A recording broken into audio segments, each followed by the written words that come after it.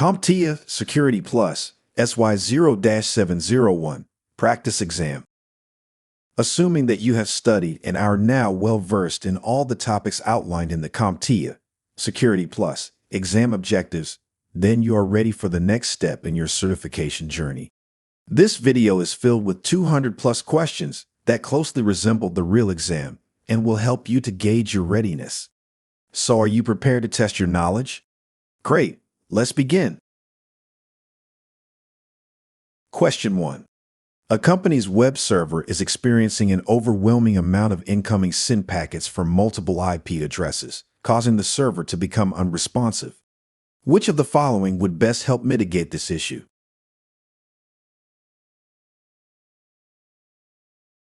The answer is A. Enable DDoS protection.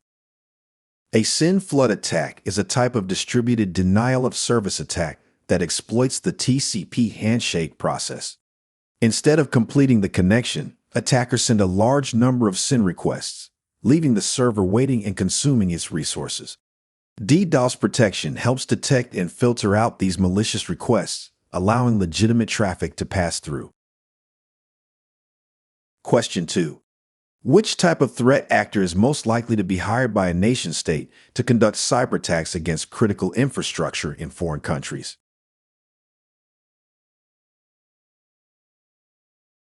The answer is C. Organized crime. Foreign governments may hire organized crime groups to conduct cyber attacks on critical systems in other countries. These groups often have the skills, resources, and infrastructure needed to carry out sophisticated cyber operations, such as ransomware attacks, data breaches, and disruption of services, while providing plausible deniability for the hiring entity. Question 3. A company's security team detects unusual activity on an employee's workstation. After further investigation, they discover that an attacker has established a hidden connection, allowing remote commands to be executed on the system. Which type of malware is most likely being used in this attack?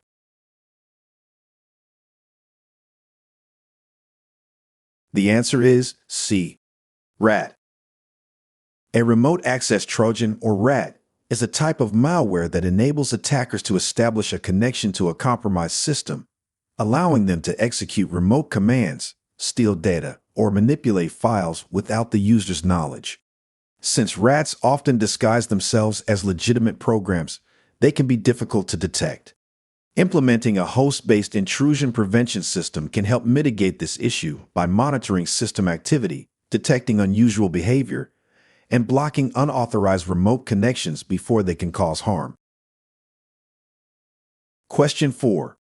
Before applying the one-way hashing algorithm, which technique is used to introduce additional randomness and make it more resistant to attacks?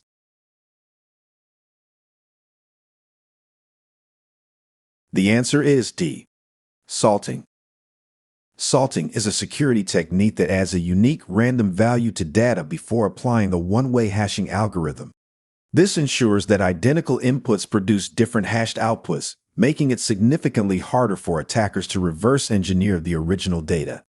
By introducing randomness, salting prevents the use of precomputed hash tables, which are often used to crack hash values. While commonly applied to password security, salting can also be used to protect other types of sensitive data that require hashing. Question 5. An employee received an email that appeared to be from a payment service, requesting an update to their contact details. After clicking the link and entering their login credentials, they later discovered their account had been accessed without permission. Which type of social engineering attack was used?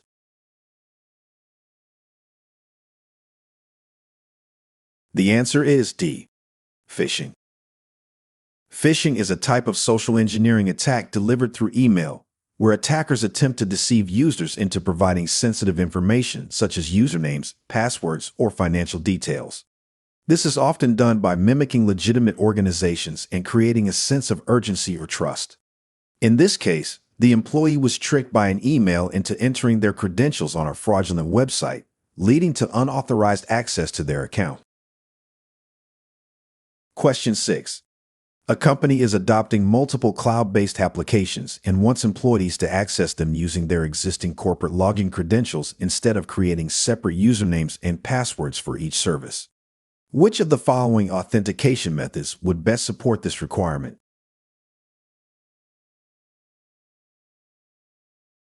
The answer is A. SSO. Single sign-on, or SSO for short, allows users to authenticate once with their corporate credentials and gain access to multiple cloud applications without needing to log in separately.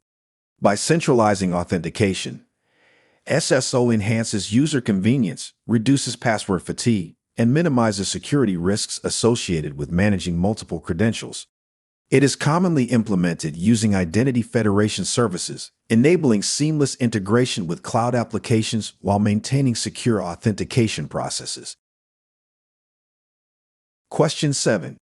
Which of the following is the best example of a business email compromise attack?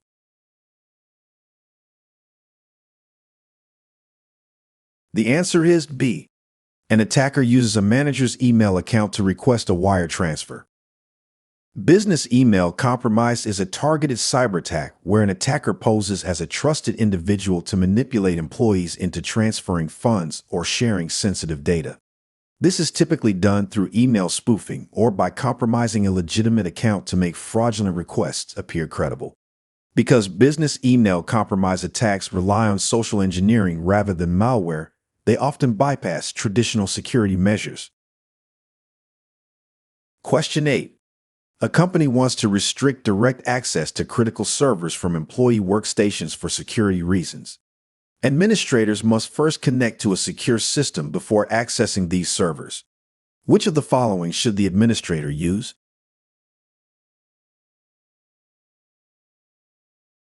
The answer is C. Jump server. A jump server is a secured system that acts as a controlled access point between an administrator's workstation and a restricted network. Instead of allowing direct connections, administrators must first authenticate to the jump server, which then provides access to critical systems. This setup improves security by centralizing access control, enabling detailed logging of administrator activity, and reducing the risk of unauthorized access or lateral movement by attackers. Question 9. An attacker exploited a vulnerability in a company's web application, causing it to crash and allowing unauthorized access.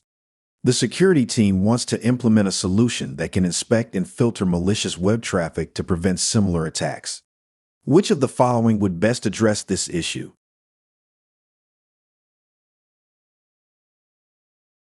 The answer is B. WAF.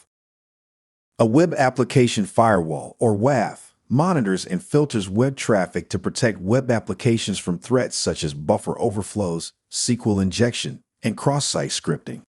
By analyzing incoming requests, a WAF can detect and block malicious payloads before they reach the application, preventing exploitation of vulnerabilities. This added layer of security helps reduce the risk of unauthorized access and application crashes caused by attacks. Question 10.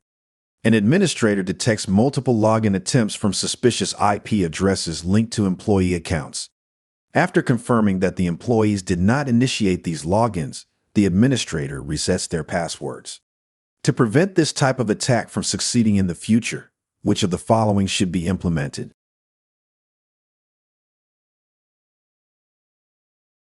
The answer is A. MFA. Multi-factor authentication, or MFA, enhances security by requiring users to verify their identity using multiple factors, such as a password and a one-time code from an authentication app or hardware token. Even if an attacker steals a user's credentials, they would still need the second factor to gain access.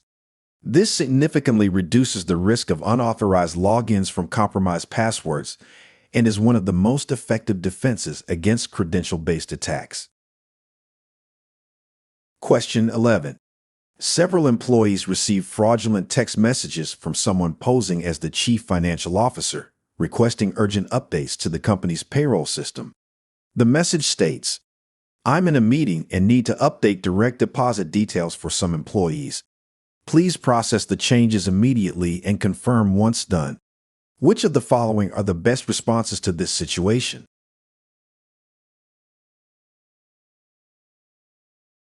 The answer is B. Train employees on common smishing attacks. Smishing is a social engineering attack where attackers use text messages as an attack medium. These messages often create urgency to trick recipients into revealing sensitive information or taking unauthorized actions. Effective prevention methods include warning employees about potential scams, requiring verbal confirmation for sensitive requests, and providing training to recognize and report smishing attempts. Question 12.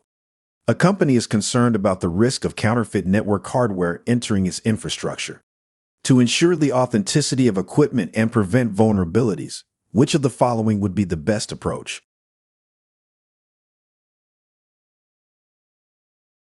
The answer is A. Conduct a thorough analysis of the supply chain.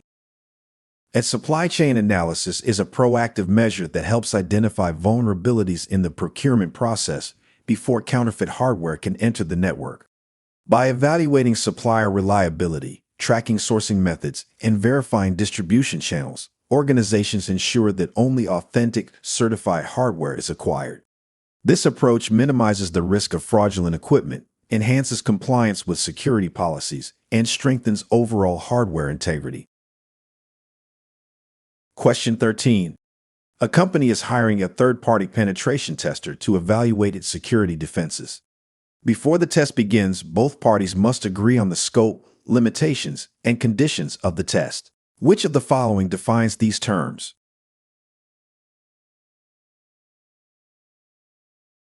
The answer is D. Rules of engagement.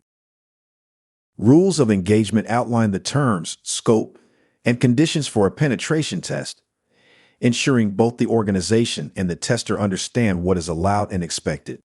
This includes details such as testing boundaries, timeframes, permitted attack methods, and legal considerations.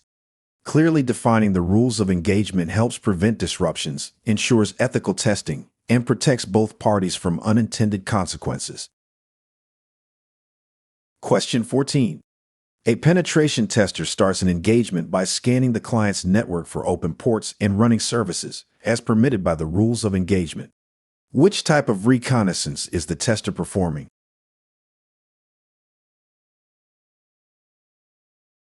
The answer is C. Active. Active reconnaissance involves directly interacting with a target system to gather information, such as scanning for open ports and services. This method generates network traffic and may be detected by security monitoring tools. Unlike passive reconnaissance, which relies on publicly available data without directly probing the target, active reconnaissance provides real-time insights into an organization's security posture. Question 15. An organization wants to ensure it can efficiently recover systems after a failure. To properly manage the restore process, which of the following should be in place?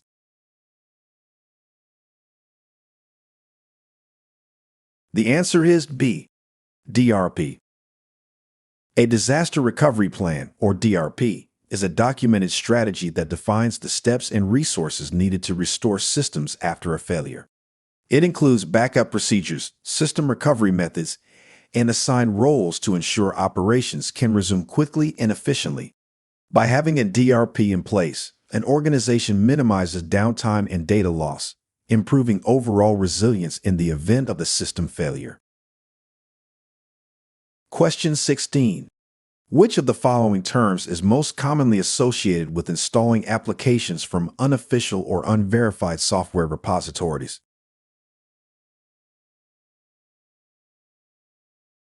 The answer is D. Sideloading. Sideloading refers to installing applications from sources outside of a device's official app store or approved software repository. This practice bypasses standard security checks and can introduce unverified or malicious code onto a system. Sideloading increases the risk of malware infections, data leaks, and unauthorized access, especially in environments where security policies rely on trusted software channels. Question 17. A security analyst observes several failed login attempts across different user accounts. Each attempt uses the same commonly guessed password but targets a different username. The pattern appears over a short period, and no account lockouts are triggered. Which of the following attacks is most likely occurring?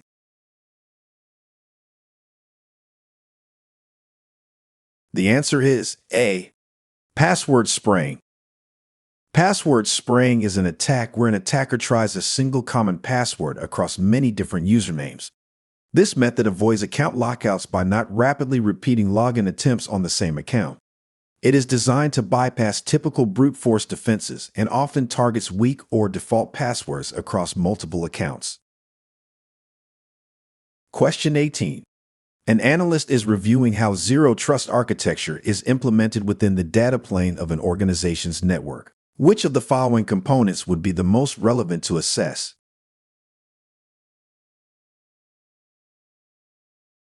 The answer is C.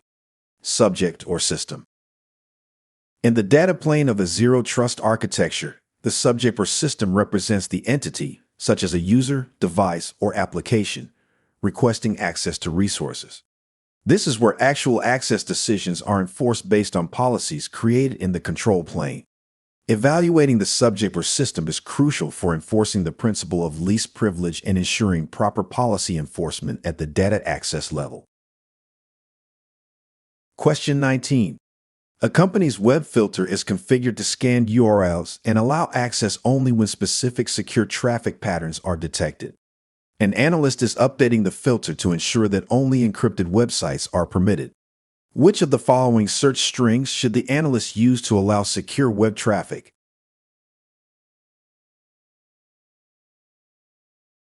The answer is B. https://. The https:// prefix in a URL indicates that the website uses SSL or TLS encryption, meaning the connection is secure. Filtering for this string allows the web filter to approve only encrypted web traffic, helping enforce security policies that prevent access to unencrypted or insecure sites. Question 20. During a security incident, a malicious IP address was identified as the source of unwanted inbound traffic, 192.168.3.25. A security analyst has been asked to create a firewall rule that blocks this IP from accessing any systems within the organization's network. Which of the following access control entries would best fulfill this requirement?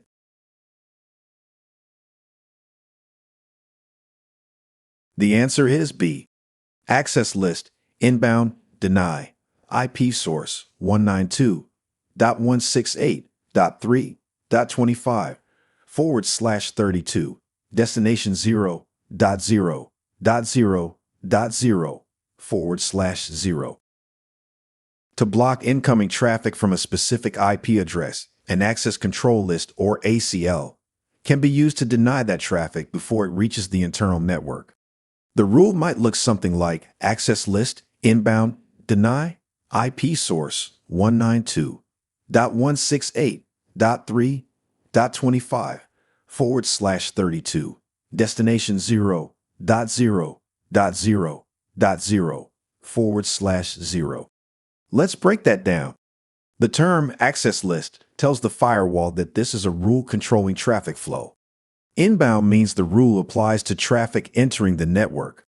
Deny is the action, telling the firewall to block the traffic if it matches the conditions.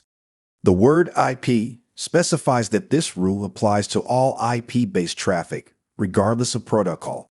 The source, in this case 192.168.3.25/32, is the malicious IP address we want to block.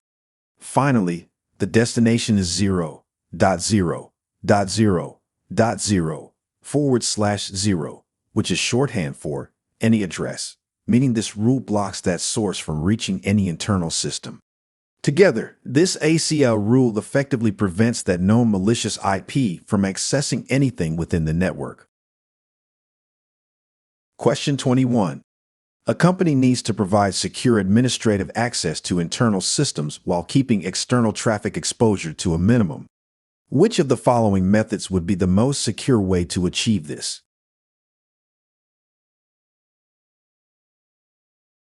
The answer is A. Implementing a bastion host. The most secure way to allow administrative access to internal resources while limiting outside traffic is by implementing a bastion host. A bastion host is a specially hardened server placed at the edge of a security boundary, such as a DMZ, and it's designed to be the only point of entry for administrative connections from external networks. Once authenticated, administrators can access internal systems from this single control point. This limits exposure and creates a clear audit trail. Bastion hosts are also known as jump servers, a term you might remember from a previous question. Both serve the same purpose, reducing direct access to internal systems while maintaining necessary admin functionality. Question 22. A security analyst is investigating suspicious network activity tied to an employee's corporate laptop. The analyst needs more information about the specific executable running on the device to better understand the source of the behavior. Which of the following log sources would provide the most relevant data for this investigation?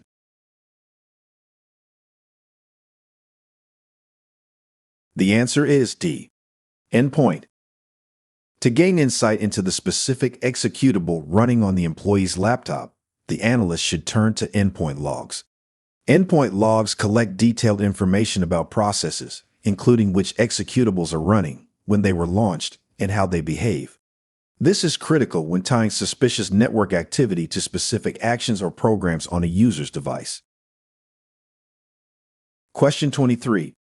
A cyber operations team notifies a security analyst about a new tactic being used by malicious actors to breach networks. No SIEM alerts have been created yet for this activity. Which of the following actions should the analyst take to best identify signs of this behavior?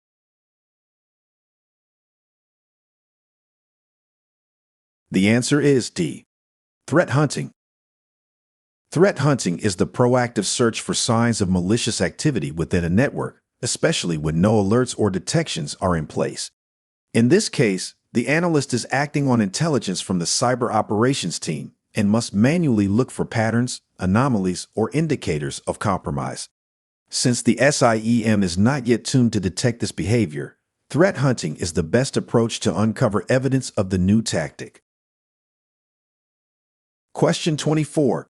An organization is concerned about potential financial losses from ransomware attacks and data breaches. To help manage this exposure, the company purchases a cyber insurance policy that would provide compensation in the event of an incident. Which of the following risk management strategies does this action represent?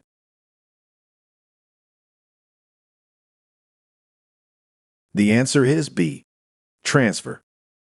Purchasing cyber insurance is an example of risk transfer, a strategy where the financial impact of a potential incident is shifted to a third party, such as an insurance provider. This allows the business to manage its exposure without having to eliminate the risk entirely. Risk transfer is especially useful when some risks are too costly or impractical to fully prevent. Question 25. A company issues laptops to employees who frequently travel and work remotely. To protect sensitive data in case a device is lost or stolen, the security administrator needs to implement an effective encryption method. Which of the following should be used to secure the data on these laptops?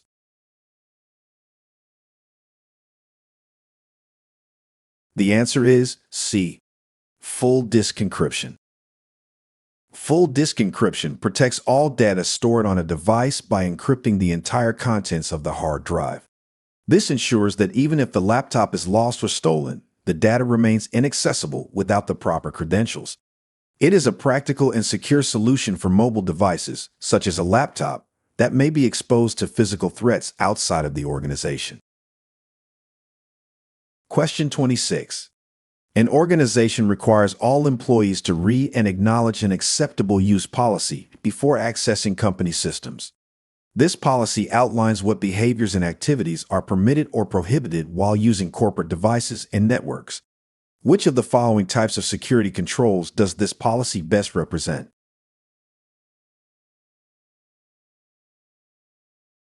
The answer is D. Preventive. An acceptable use policy is considered a preventive control because it establishes clear rules and expectations to stop risky or unauthorized behavior before it happens. Preventive controls are designed to reduce the likelihood of security incidents by guiding user actions and enforcing safe practices from the start. In this case, the policy helps ensure employees understand what is acceptable when using company systems, minimizing the chances of accidental misuse or intentional violations. Question 27. A company is reviewing access levels for its internal tools. As part of this process, the IT manager decides that only department leads will be given administrative rights to their team's support software, while all other employees will use standard user accounts. Which of the following security principles is being applied in this scenario?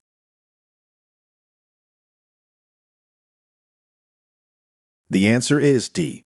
Least privilege. The principle of least privilege means giving users only the minimum level of access needed to do their jobs. Limiting administrative rights to department leads helps reduce the chance of accidental changes or unauthorized actions.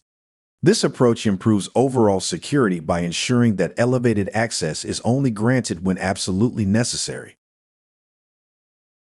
Question 28. A security team is preparing for an internal audit by compiling a list of known risks, who is responsible for managing them, and the level of impact each risk could have before triggering a response. Which of the following is the most appropriate tool to document this information?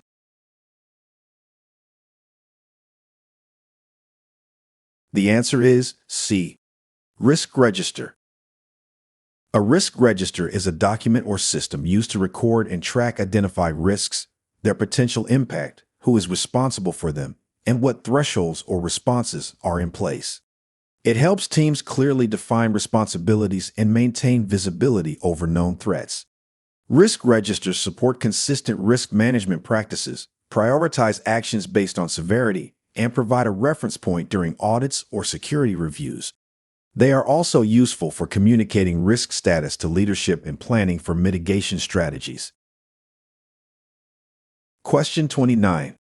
A security administrator plans to reconfigure access permissions for a group of users in the company's file storage system. Since the changes could impact user productivity and system security, which process should the administrator follow to ensure proper documentation and oversight?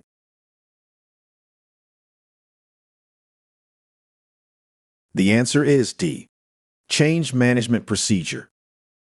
A change management procedure ensures that planned changes to systems, such as modifying user permissions, are reviewed, documented, and approved before implementation. This process helps reduce the risk of unintended consequences, keeps teams aligned, and creates a clear record for accountability. It also allows time for testing and communication to affected users, making system updates more controlled and reliable. Question 30. A company is launching a new initiative that invites external security researchers to test its public-facing application for vulnerabilities. Participants will be rewarded for any valid security issues they find and report. Which of the following best describes this type of program?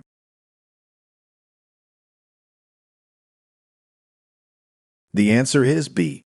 Bug bounty. A bug bounty program is a formal initiative that encourages independent security researchers to find and responsibly disclose vulnerabilities in an organization's systems. These programs offer monetary rewards or other incentives for valid findings and are typically focused on public-facing assets. Bug bounties help organizations identify and fix issues before malicious actors can exploit them, often extending the reach of internal security teams. Question 31. A cybersecurity analyst is investigating an advanced cyber attack that targeted the company's infrastructure. The attacker used sophisticated techniques, appeared to have access to substantial resources, and showed signs of long-term planning and coordination.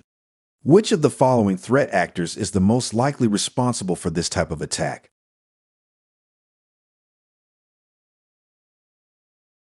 The answer is C. Nation-state.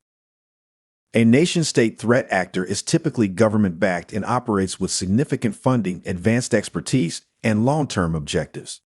These actors often launch complex, well-coordinated cyber attacks that can take months or even years to execute.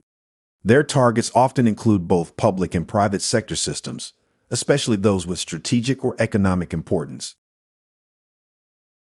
Question 32.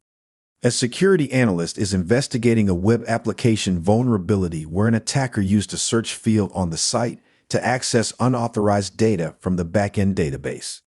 The attacker was able to manipulate the input to run custom commands that revealed sensitive records without proper authentication. Which of the following best describes this type of attack?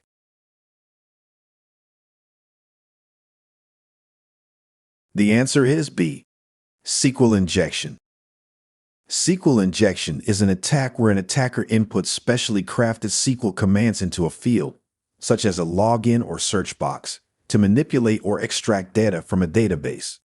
If user input isn't properly validated, the attacker can bypass authentication or even retrieve, modify, or delete data. This type of attack is best prevented by validating inputs and using parameterized queries to safely handle database interactions. Question 33. Engineers working on new product designs receive extra training to protect valuable company assets from theft or leaks. Which type of data are they most likely handling?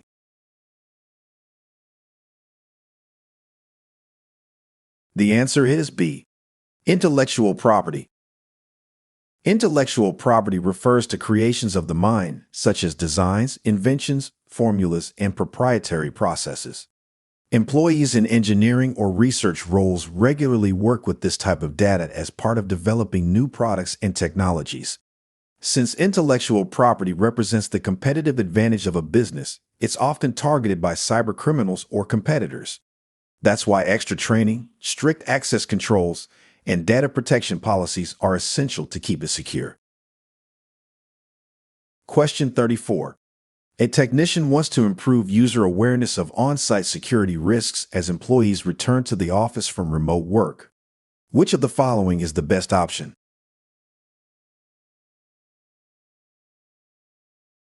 The answer is A. Update recurring training content. By making updates to recurring training content, the organization can help employees stay informed and adjust to security expectations as they return to the office. This updated training can address changes in the physical environment, reinforce policies like badge use or clean desk practices, and improve overall awareness of potential threats. Recurring training is meant to be flexible and continuously updated, ensuring it stays relevant as risks shift and new threats emerge. Question 35. A systems administrator has been asked to provide monthly cybersecurity updates to the board of directors. The board wants a clear, high-level summary of recent incidents and trends that is easy to understand and quick to review during meetings. Which of the following should the administrator use to present this information effectively?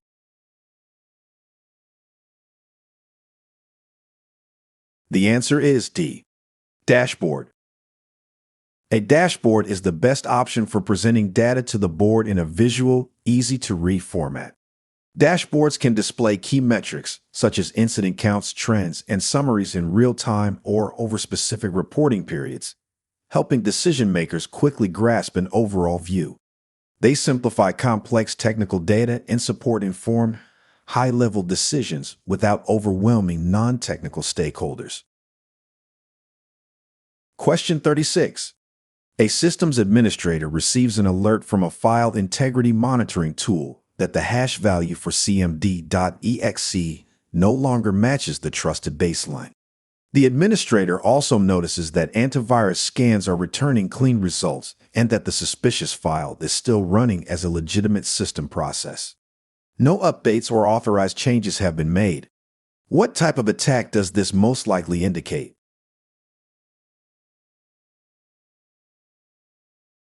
The answer is D. Rootkit. A rootkit is a type of malware designed to provide persistent, unauthorized access to a system while actively hiding its presence. It often embeds itself deep within the operating system by modifying core files or processes, allowing attackers to control the system without being detected. In this scenario, the altered cmd.exe file and the absence of any alerts from antivirus software are strong signs of a rootkit. These threats are difficult to detect and remove because they operate at a low level and often appear as trusted system components. Question 37. A company is planning to migrate several applications to a cloud service provider using a mix of IaaS, PaaS, and SaaS models. During a planning meeting, different teams expressed confusion about who is responsible for specific security tasks like patching, encryption, and access control under each service model. What document would best help clarify the division of responsibilities between the cloud provider and the client?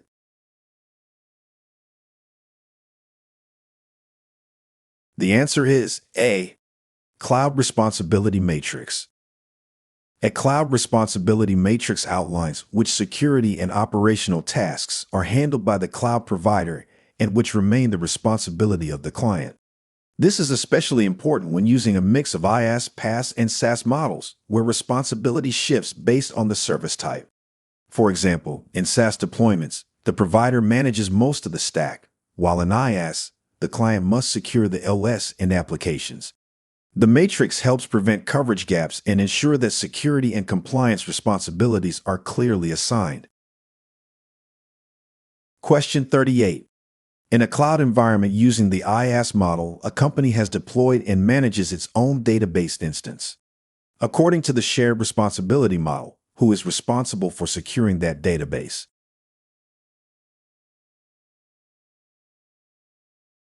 The answer is A. Client. The shared responsibility model defines how security responsibilities are divided between the cloud provider and the client.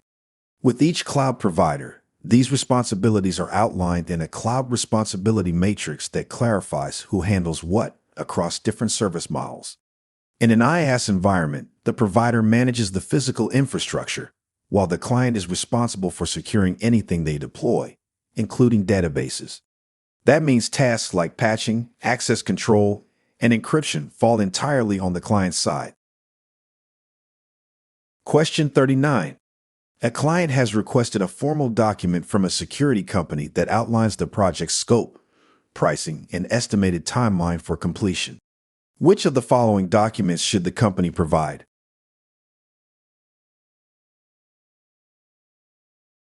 The answer is C. SOW. A statement of work, or SOW, is a detailed document that outlines the scope of a project, including what work will be done, how much it will cost, and the expected timeline for completion. It helps ensure both parties are aligned on deliverables, responsibilities, and deadlines.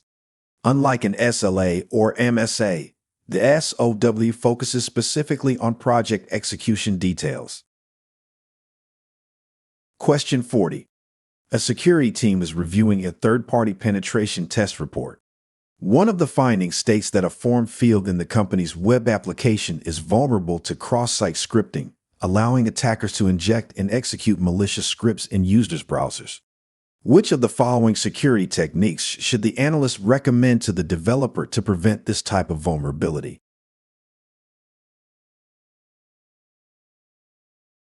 The answer is C.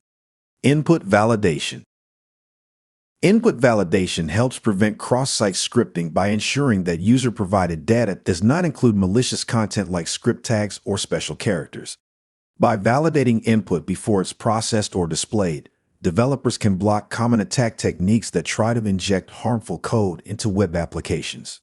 By using input validation, developers can effectively stop cross-site scripting at the source. Question 41. A network architect is designing an environment that must minimize downtime and maintain continuous access to critical systems, even in the event of a failure. Which of the following factors must be considered to support high availability?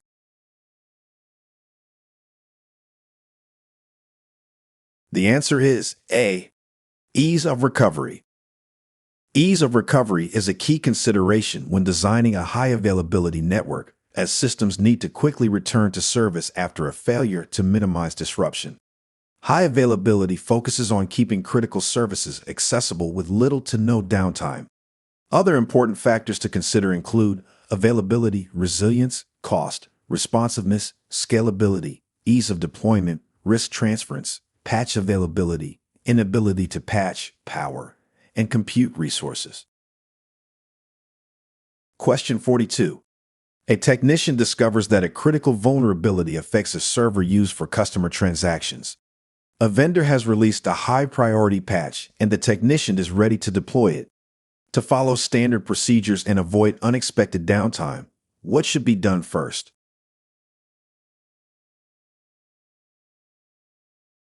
The answer is C. Submit a change request for review.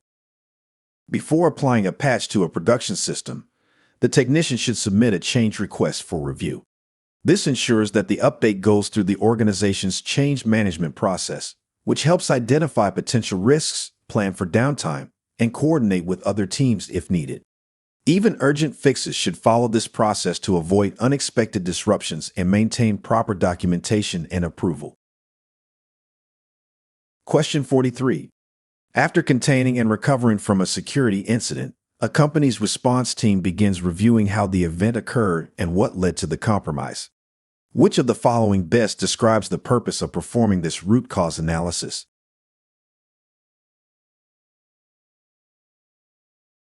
The answer is B. Prevent recurrence. The goal of root cause analysis is to understand what allowed the incident to happen so that similar events can be prevented in the future. It goes beyond surface symptoms to identify the underlying issue, such as a misconfiguration, policy gap, or unpatched vulnerability. This helps strengthen defenses and improves the overall effectiveness of the incident response process. Question 44. A large bank conducts an internal assessment and discovers that it is not meeting key PCI DSS compliance requirements for handling payment card data.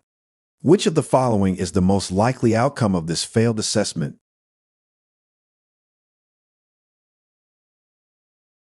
The answer is B. Audit findings. Since the PCI DSS assessment was internal, the most likely outcome of noncompliance is a set of audit findings. These findings document the specific areas where the organization falls short of compliance and must take corrective action. Internal assessments are proactive tools used to uncover and resolve issues before they lead to external penalties or regulatory consequences. Identifying gaps early helps the organization stay ahead of enforcement and maintain a strong security posture. Question 45. A company is developing its business continuity strategy and is evaluating how many employees would be needed to maintain operations during a disruption. Which of the following best describes this type of planning?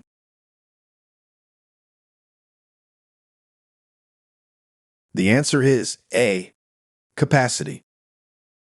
Capacity planning involves identifying the minimum number of resources required to maintain business operations during a disruption. This includes evaluating the number of staff members needed, along with the supporting technology and infrastructure. By understanding these requirements in advance, the organization can build a strategy that ensures continuity even when operating under reduced conditions. Question 46. An HR department uses a SaaS platform to manage employee records.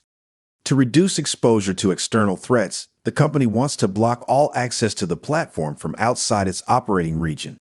Which of the following is the most effective way to implement this restriction?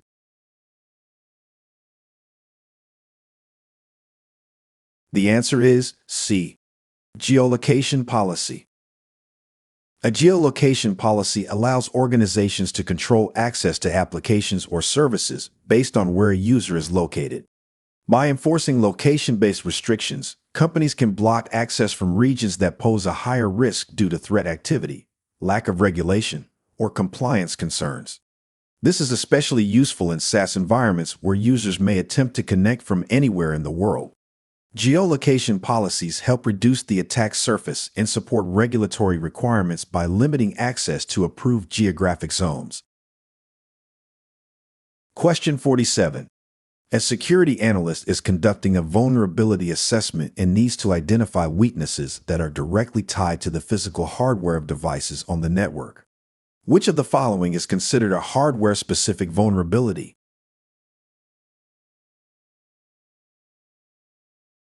The answer is A. Outdated firmware. Outdated firmware is a hardware-specific vulnerability because it refers to old or unpatched code running directly on physical devices like routers, servers, or IoT equipment. These vulnerabilities can be exploited to bypass security controls, cause malfunctions, or gain unauthorized access. Unlike application-level issues, firmware flaws affect the underlying operation of the hardware and often require updates from the manufacturer. Keeping firmware current is essential for maintaining a secure and stable infrastructure. Question 48. A network technician updates the firewall rules to block traffic to a deprecated service. After the change is applied, users report being unable to access unrelated internal resources. Which of the following actions would have most likely prevented this issue?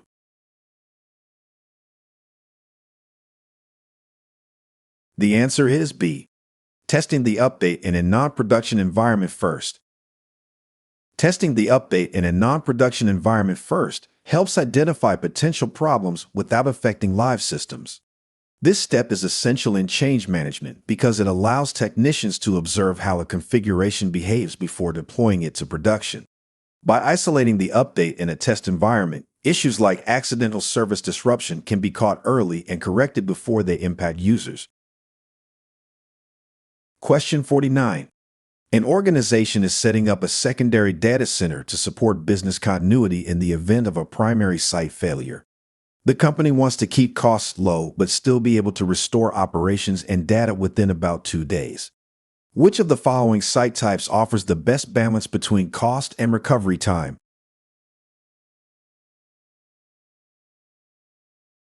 The answer is C. Warm. A warm site offers the best balance between cost and recovery time. It includes the necessary infrastructure and partially configured systems, allowing operations to resume within a reasonable window, often within a couple of days. This makes it ideal for organizations that don't require immediate recovery, but still need business operations restored fairly quickly without the expense of maintaining a fully operational host site. Question 50. A company is preparing to recycle a group of decommissioned computers. As part of its policy, all hard drives must be securely wiped to ensure no data can be recovered. Which of the following best describes this process?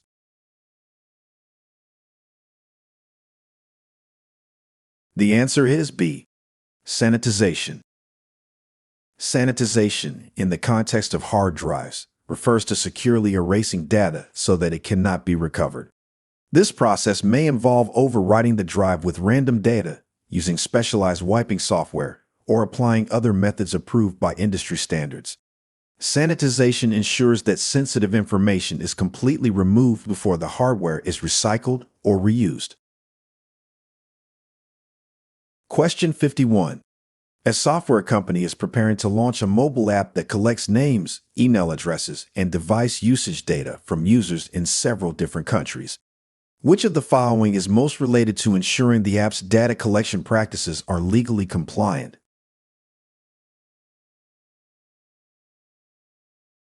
The answer is A. Local data protection regulations. To collect user data lawfully in multiple countries, a company must follow local data protection regulations. These laws govern how personal information is gathered, stored, and transmitted, and they differ significantly between regions. Addressing these legal requirements is key to avoiding compliance issues and ensuring the app meets international privacy standards. Question 52. A security administrator wants to ensure that only approved software can run on company devices, and all unknown or unauthorized programs are automatically blocked. Which of the following would be the best way to achieve this?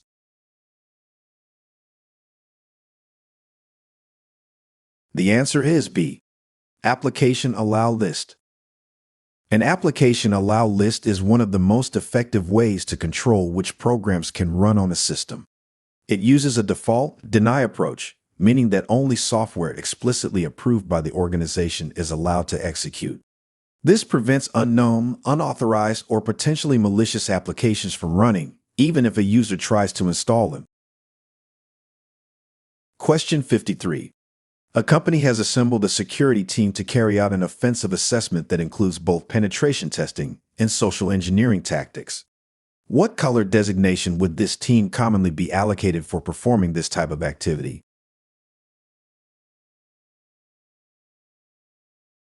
The answer is D. Red. A red team is responsible for conducting offensive security operations, such as penetration testing and social engineering. Their goal is to simulate real-world attacks to identify weaknesses in an organization's defenses. This helps improve overall security by testing how well systems and people can detect and respond to threats. Question 54. A software development manager wants to ensure that the company's software has not been tampered with and that it came from a trusted source. Which security technique would be most appropriate to use in this situation?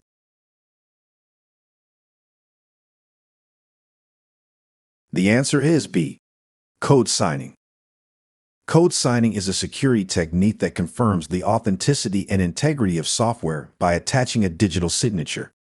It verifies that the code was produced by a trusted source and has not been modified after signing. This is especially important when distributing software, as it builds user trust and helps prevent tampering or impersonation. Question 55. An organization wants to detect suspicious behavior on its network without risking its production systems. Which of the following can be used to identify potential attacker activity in this way?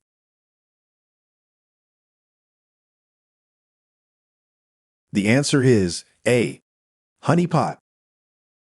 A honeypot is a decoy system designed to attract attackers and observe their behavior in a controlled environment. It doesn't affect production servers because it operates separately and is intentionally made to look vulnerable. Honeypots are useful for detecting intrusion attempts, gathering threat intelligence, and studying attack methods. Question 56. During a security investigation, the incident response team reviews logs, alerts, and system data to determine how an incident started and what systems were affected.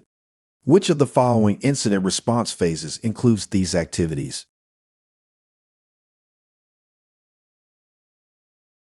The answer is C. Analysis. Analysis is the phase of the incident response process where the team investigates the incident in detail to determine its origin, impact, and scope.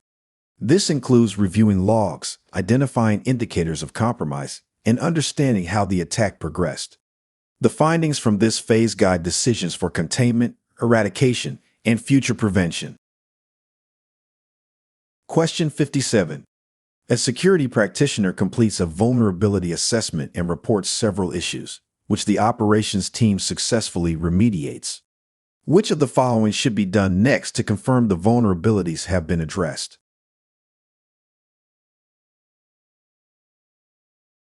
The answer is C. Rescan the network. After vulnerabilities are remediated, the next step is to rescan the network to confirm that the issues were properly addressed. This helps validate whether the fixes were applied successfully and ensures no previously identified weaknesses remain unpatched. Rescanning is a standard part of the vulnerability management process and supports continuous improvement in an organization's security posture. Question 58. A security analyst discovers that a former employee still had access to internal systems and recently downloaded sensitive customer data before their credentials were revoked. Which of the following best describes this type of threat?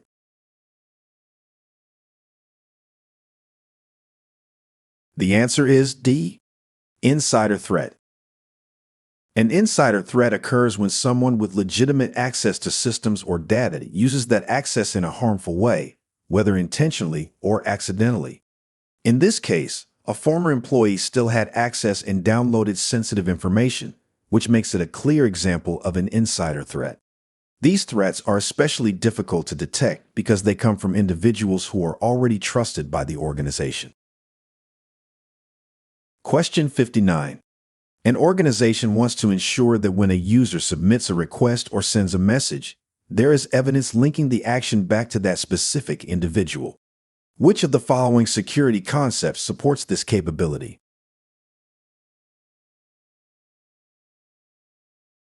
The answer is B. Non-repudiation. Non-repudiation is a form of attribution that provides proof that a specific individual performed a particular action, such as sending a message or initiating a transaction.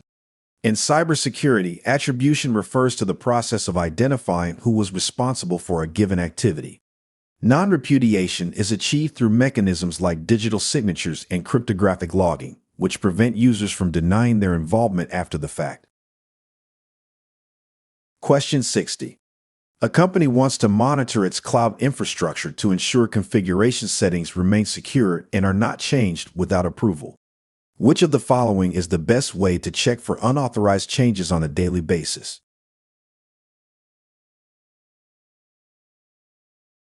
The answer is A.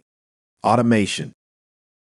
Automation is the most effective way to consistently monitor system configurations for unauthorized changes. Automation tools can run daily scans or comparisons to detect deviations from approved security baselines. This provides timely alerts and ensures issues are addressed quickly without relying on manual effort. Automation improves accuracy, efficiency, and consistency in security monitoring. Question 61.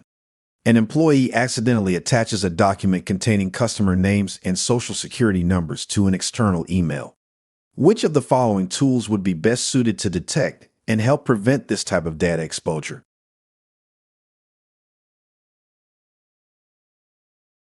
The answer is D.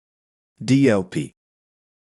Data loss prevention, or DLP for short, is designed to detect and prevent the unauthorized sharing of sensitive information, such as personally identifiable information. In this scenario, a DLP tool could scan outgoing emails for specific data patterns, like social security numbers, and automatically block or alert on the attempted transfer. The use of DLP helps organizations reduce accidental data leaks and enforce compliance with privacy regulations. Question 62. A security administrator wants to prevent downloaded programs from running automatically on endpoints until they can be reviewed for safety. Which of the following would best enforce this control across all managed devices?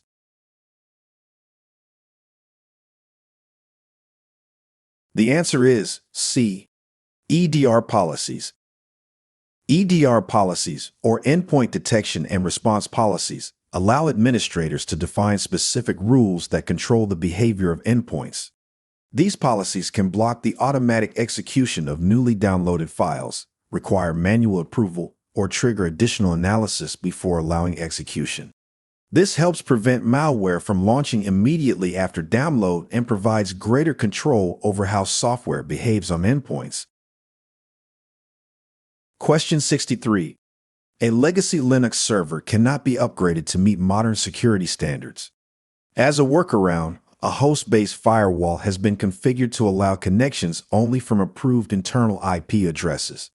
Which of the following best describes this type of security control?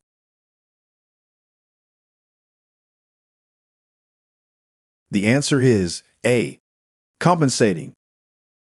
A compensating control is an alternative security measure put in place when a system cannot fully meet a specific requirement.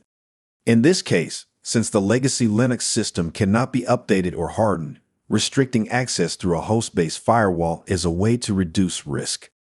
It doesn't fix the underlying issue, but provides a reasonable layer of protection to support continued safe operation. Question 64.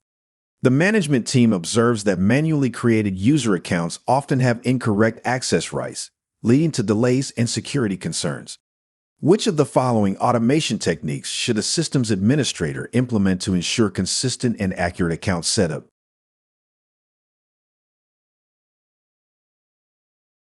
The answer is D. User provisioning script. A user provisioning script automates the creation of user accounts, including assigning permissions, adding users to the correct security groups, configuring email, enabling access to required applications, and enforcing security policies. This ensures consistency, reduces human error, and improves both security and efficiency across the organization. It can also integrate with directories like Active Directory or cloud identity providers to streamline onboarding and enforce role-based access. Question 65. A company recently experienced a security breach and wants to improve visibility into future incidents. It decides to implement a SIEM solution and task a security analyst with reviewing alerts and system logs on a regular basis. Which of the following types of controls is the company implementing?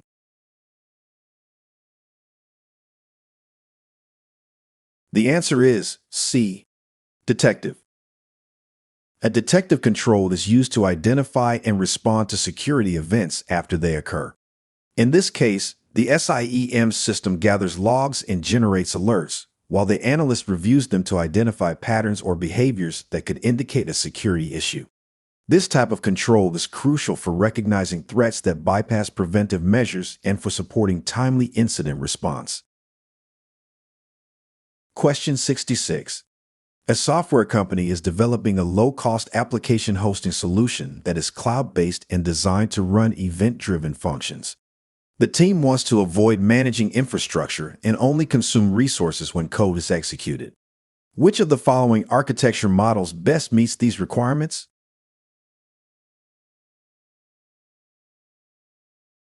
The answer is A. Serverless framework. A serverless framework is a cloud-based architecture model ideal for hosting low-cost applications that run on demand. It abstracts away infrastructure management, allowing developers to focus solely on writing and deploying code. With this model, resources are allocated automatically and billed only when functions are triggered, making it highly cost-efficient. Serverless frameworks are especially useful for event-driven workloads and rapid deployment of lightweight applications.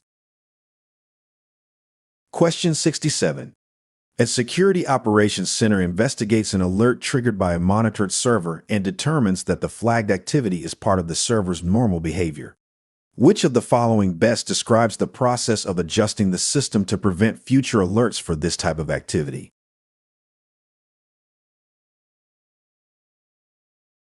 The answer is A. Tuning. Tuning is the process of modifying alert rules or detection thresholds in systems like SIEMs or intrusion detection tools to reduce noise and eliminate false positives.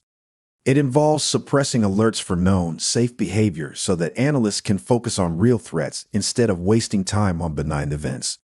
Tuning improves the efficiency and accuracy of security monitoring and is a continuous process as environments and behaviors change over time. Question 68. A security analyst is reviewing authentication logs and notices that a single IP address attempted to log into the same user account multiple times over a short period, each attempt failing. Which of the following best describes this type of activity?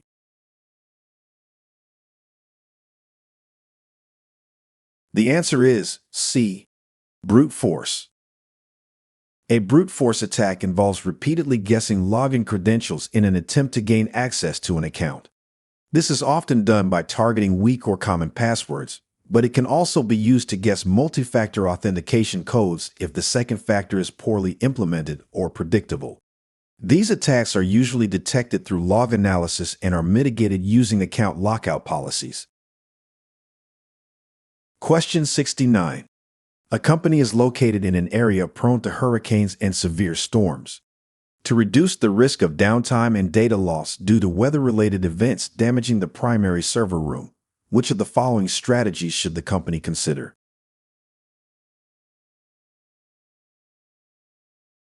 The answer is B.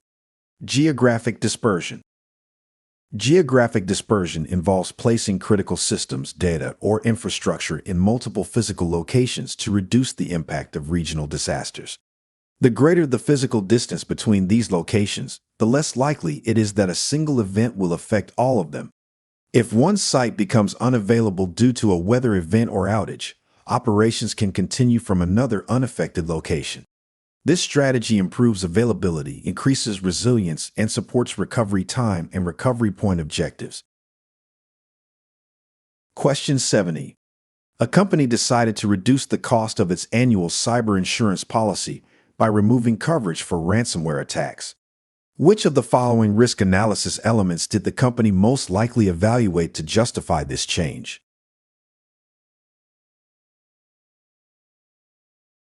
The answer is C.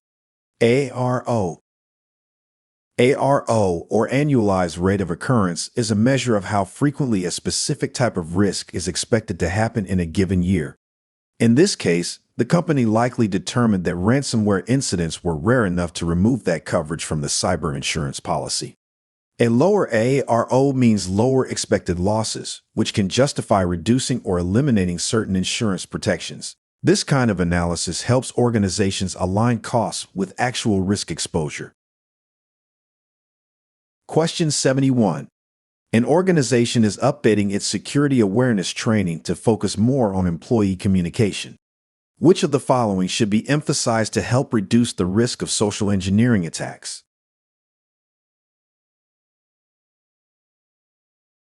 The answer is A.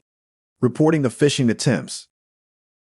Reporting of phishing attempts is a critical element of security awareness training focused on communication. Employees are often the first to encounter suspicious emails or messages, and teaching them how and when to report these incidents helps prevent social engineering attacks. Question 72. A security engineer needs to harden the routers within the corporate network. Which of the following is the most appropriate feature to disable to reduce the attack surface?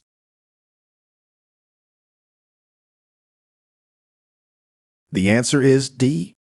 Web-based administration. Web-based administration interfaces are commonly targeted by attackers because they are accessible through standard web ports and can expose vulnerabilities if not properly secured. Disabling this feature reduces the router's attack surface. More secure alternatives, such as using console access or SSH, are preferred because they offer direct, controlled access and are less likely to be exposed to external threats. Question 73. A security administrator needs to secure sensitive files and ensure that any unauthorized modifications can be tracked and reported. Which of the following should the administrator implement?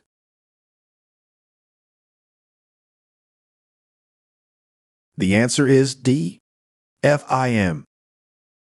FIM, or File Integrity Monitoring, is used to detect changes to important system or data files by comparing them against a known good baseline. It uses cryptographic hashes to track the integrity of files, so even small unauthorized modifications can be identified. If a file is changed, added, or deleted, the system generates an alert. This makes FIM a powerful tool for detecting tampering and ensuring ongoing protection of critical data. Question 74. A company is planning to implement full disk encryption on all corporate laptops to protect data at rest. The security team wants to ensure that encryption keys are securely stored and tied to the physical device. Which of the following should be verified before deployment?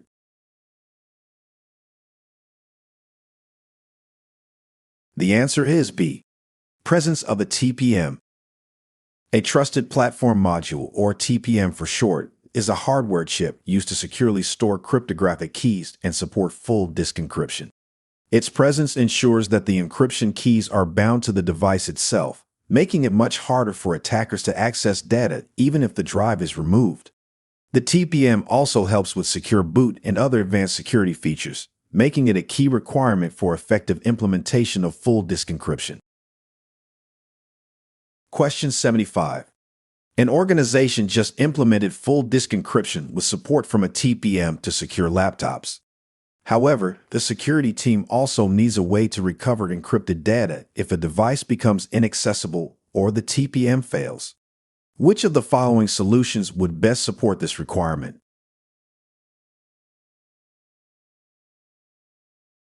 The answer is A. Key escrow.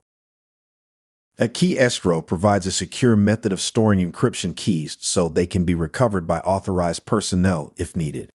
In environments where full disk encryption is used, a lost or damaged device could otherwise make the data permanently inaccessible.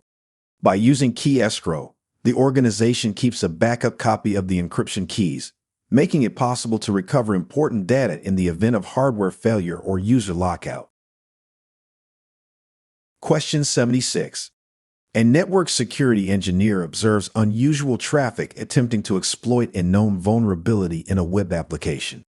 To actively detect and stop this type of attack before it reaches the server, which of the following solutions should be implemented?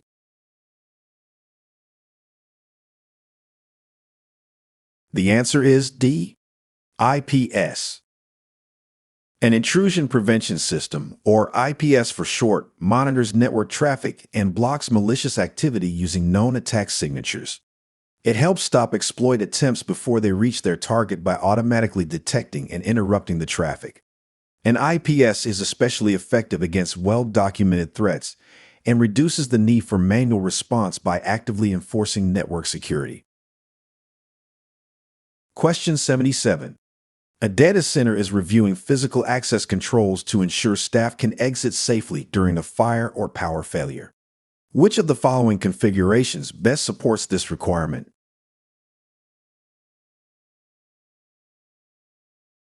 The answer is C.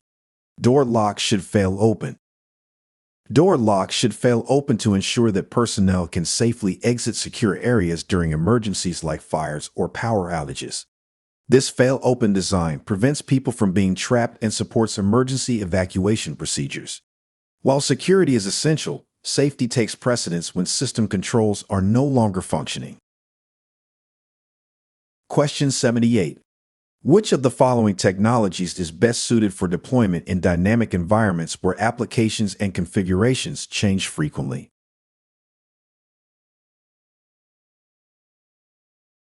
The answer is B. Containers. Containers are lightweight, portable environments that package applications and their dependencies, making them ideal for constantly changing environments. They can be quickly deployed, scaled, or updated without affecting the underlying system. Containers support continuous integration and delivery pipelines, allowing development teams to rapidly push out updates and maintain flexibility.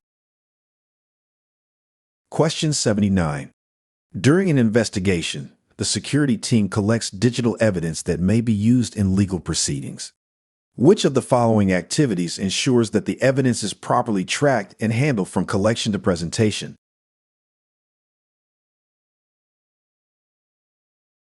The answer is B. Chain of custody. Chain of custody refers to the documented and unbroken process of collecting, transferring, analyzing, and storing evidence. It ensures that all handling of the evidence is recorded so it remains legally admissible and can be trusted in court. Each person who accesses the evidence must be accounted for to prevent tampering or loss of integrity. This practice is a critical part of any formal incident response process. Question 80. A systems administrator needs to automate the creation of user accounts, apply the correct group memberships, and configure access permissions across multiple services. Which of the following would be the best approach to streamline and coordinate these tasks?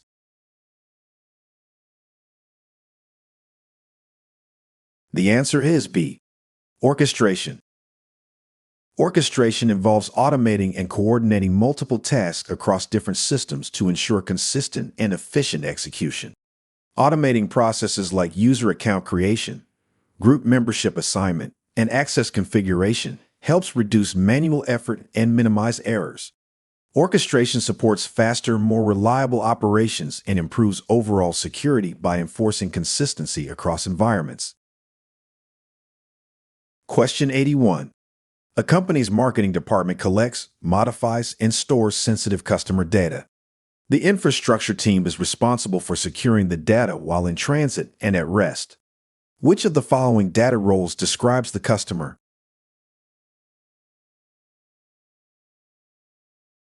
The answer is C. Data subject. A data subject is the individual to whom the data relates, typically a customer or user whose personal information is collected by an organization. The data subject is not involved in processing or storing the data, but is directly impacted by how their data is handled. Because privacy laws and regulations are designed to protect individuals, the rights of the data subject must be respected. This includes ensuring that their data is collected lawfully, used appropriately, and protected both in transit and at rest. Question 82. A company is reviewing its risk management policy to decide how much potential loss it is willing to accept before taking action. Which of the following describes the maximum allowance of accepted risk?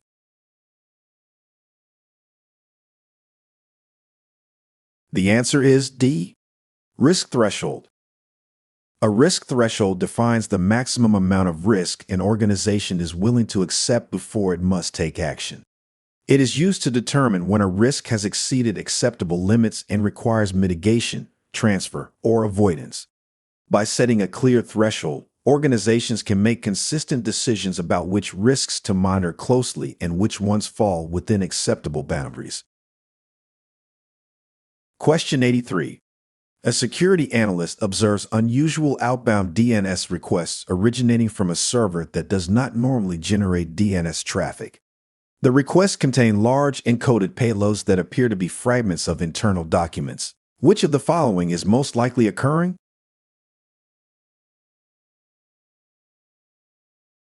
The answer is B. Data is being exfiltrated. Data exfiltration is the unauthorized transfer of data out of a network. When attackers use DNS to send out fragments of sensitive data, it's often done through a technique called DNS tunneling. This method disguises the data inside DNS queries to avoid detection by traditional security tools. Since DNS traffic is usually allowed through firewalls, it's a favored channel for covert exfiltration of internal documents and other sensitive information. Question 84. A systems administrator is designing a new network architecture that limits lateral movement between resources, applies consistent access policies across all users and devices, and isolates sensitive systems to reduce exposure to threats. Which of the following is the systems administrator setting up?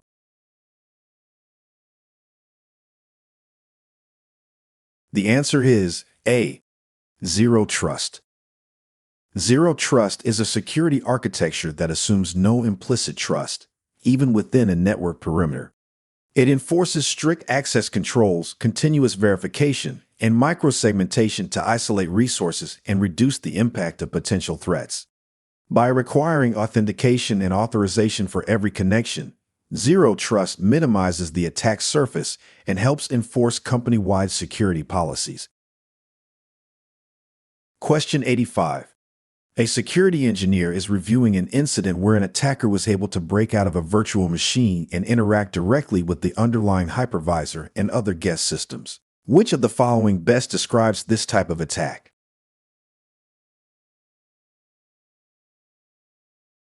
The answer is B. VM escape. VM escape is a type of attack where a user or process within a virtual machine gains unauthorized access to the hypervisor or other virtual machines on the same host. This breaks the isolation that virtualization relies on and can lead to full control of the host system or neighboring VMs. VM escape is considered a critical vulnerability in virtualized environments and often stems from flaws in the hypervisor or misconfigurations. Question 86. A user attempts to access a secure website, and the browser checks to ensure the digital certificate is still valid before establishing the connection. Which of the following is used to perform this real-time certificate validation?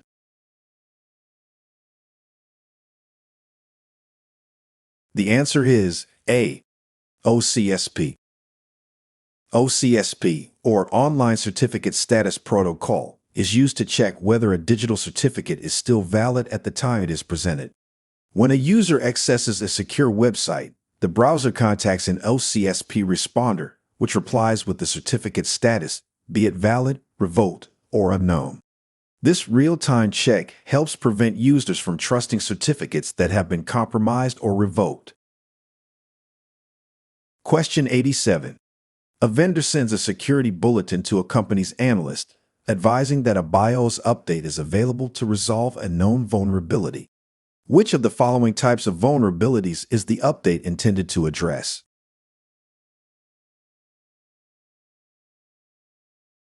The answer is B. Firmware. Firmware is the low-level software programmed into hardware components like BIOS, UEFI, and embedded controllers. It controls the basic functions of hardware and operates independently of the operating system. Updating firmware, such as applying the BIOS or UEFI update, can fix security vulnerabilities, improve hardware compatibility, and add new features. Since firmware runs beneath the operating system, keeping firmware updated is critical for maintaining device security and stability. Question 88. A vulnerability management team is reviewing a report that assigns numerical scores to discovered security flaws to help prioritize remediation efforts. Which of the following is used to quantitatively measure the criticality of each vulnerability?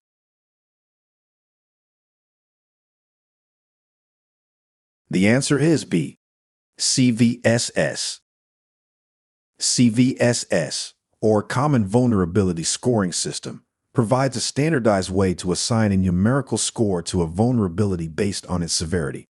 The score considers factors like exploitability, impact, and the complexity of the attack. Higher scores indicate more critical vulnerabilities, helping security teams prioritize which issues to address first. CVSS is widely used in vulnerability scanning tools and security reports. Question 89. An organization is using a VPN to establish a secure connection between its headquarters and a remote branch office. Which of the following is the VPN primarily protecting?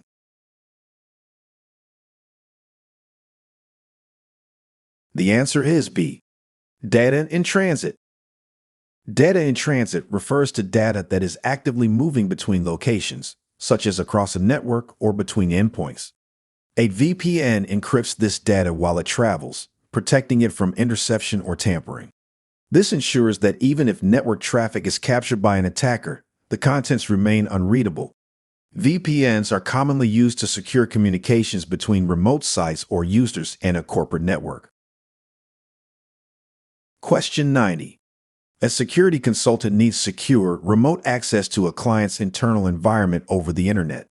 Which of the following should the consultant most likely use to establish a protected connection?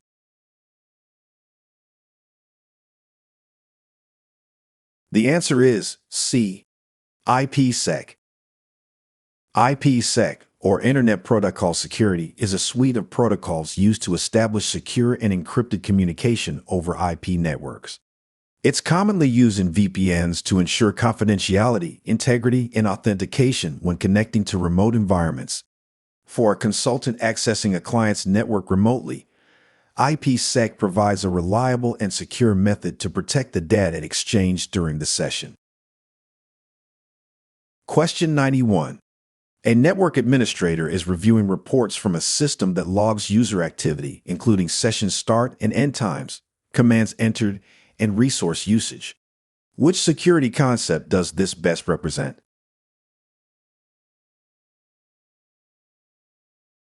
The answer is B. Accounting. Accounting involves tracking user activity within a system, such as login and logout times, resource usage, and actions taken. It's a critical component of the AAA framework and is used for auditing, performance analysis, and compliance reporting. While related terms like auditing and access control might seem similar, accounting specifically focuses on recording user behavior over time, rather than access permissions or security event reviews. Question 92. A security administrator has been tasked with ensuring that data retention standards are correctly implemented on an enterprise application. Which of the following data roles is the administrator most likely fulfilling?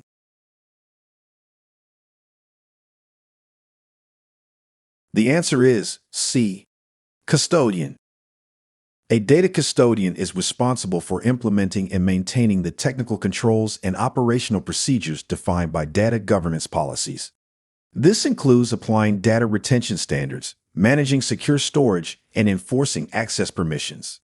While the data owner defines how long data should be retained, the custodian ensures that these policies are carried out within systems and applications. Question 93. Which of the following would restrict access to potentially harmful websites?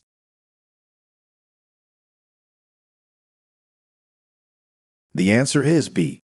DNS filtering. DNS filtering works by blocking the resolution of domain names associated with known malicious or unwanted websites. When a user attempts to visit such a site, the DNS request is intercepted and denied or redirected.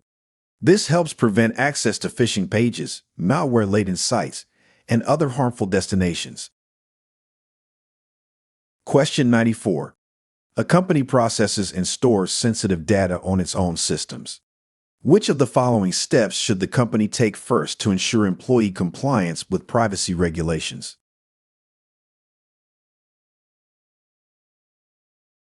The answer is D. Provide data protection training. To ensure employees comply with privacy regulations, the first step is to develop and deliver training on data protection policies. Employees must understand how to handle sensitive data, recognize privacy risks, and follow regulatory requirements. Without this foundational knowledge, even the best technical safeguards can be undermined by human error or negligence. Question 95. A network administrator wants to ensure that network traffic is highly secure while in transit. Which of the following best describes the actions the network administrator should take?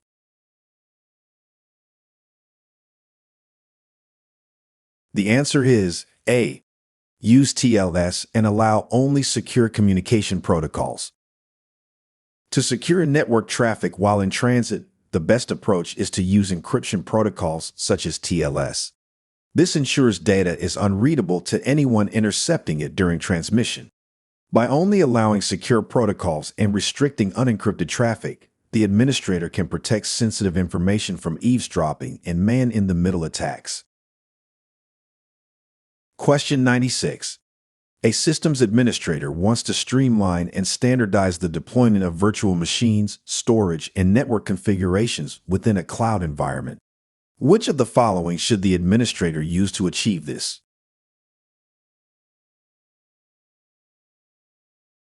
The answer is B. IAC. Infrastructure as Code, or IAC for short, allows administrators to define and manage infrastructure through code rather than manual processes. This approach automates the deployment of cloud resources like virtual machines, storage, and networking using templates or scripts. IAC improves consistency, reduces human error, and makes it easy to replicate environments across different stages of development and production. Question 97. An enterprise security team is evaluating new architecture options to enhance protection for its networks and applications. The organization has a fully remote workforce and requires a solution that offers high availability, VPN support, and integrated, cloud-based firewall features. Which of the following solutions best meets these requirements?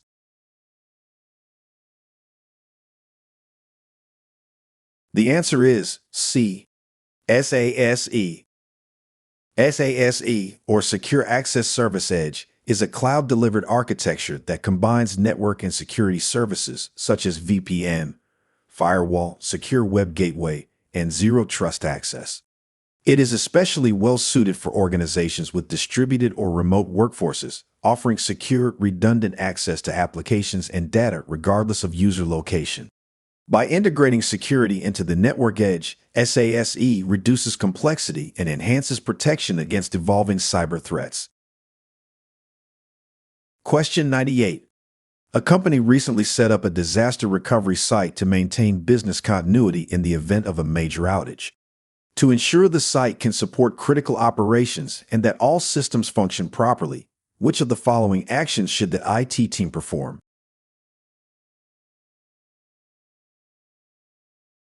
The answer is A.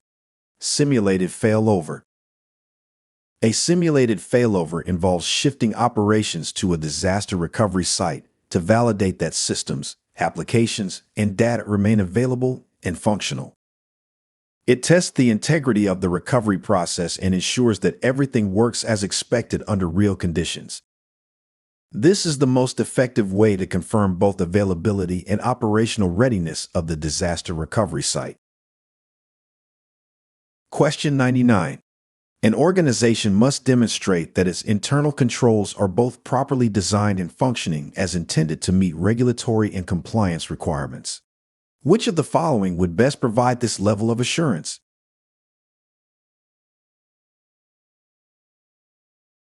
The answer is C. Independent audit.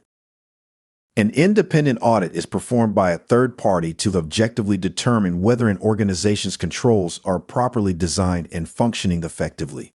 These audits are often required for regulatory compliance and help build trust with stakeholders. Unlike internal assessments or reviews, independent audits offer external validation, which provides stronger assurance. A common example is an ISO audit, which evaluates whether an organization's security practices align with international standards. Question 100. A company stores customer information on cloud servers located in another country. However, the company must still follow the data privacy and protection laws of the country where the customer resides.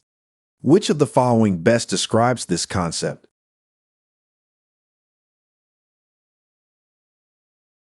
The answer is A. Data sovereignty. Data sovereignty refers to the concept that data is subject to the laws and regulations of the country where it was originally collected, even if that data is stored or processed in another country. This is especially important when using international cloud services, as companies must ensure they remain compliant with legal requirements tied to the data's origin. Understanding data sovereignty helps organizations avoid legal and compliance issues related to cross-border data storage. Question 101. An audit reveals that logs from a cardholder database are displaying full account numbers, potentially exposing sensitive customer information. Which of the following mechanisms would best help limit the impact of this issue?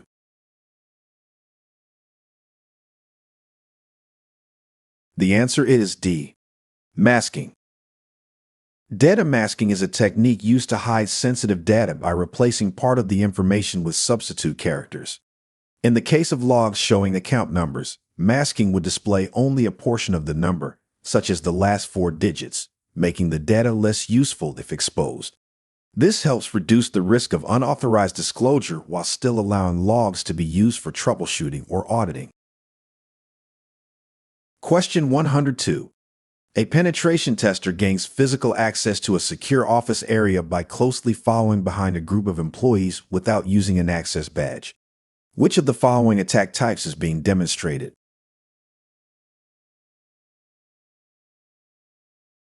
The answer is A. Tailgating. Tailgating is a physical security breach in which an unauthorized person gains entry by following an authorized person into a restricted area. The attacker relies on social cues or politeness, such as someone holding the door open, to bypass access controls. It's a common technique used during physical penetration tests to test an organization's adherence to access control procedures. Question 103. A risk analyst is estimating the potential damage to company assets if a specific threat were to successfully exploit a vulnerability. Which of the following best represents the percentage of asset loss that would result from such an event?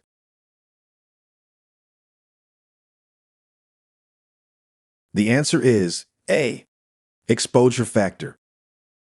Exposure factor represents the estimated percentage of loss to an asset if a specific threat is realized. It's a key variable in quantitative risk assessments, particularly in calculating single loss expectancy using the formula SLE equals asset value times exposure factor.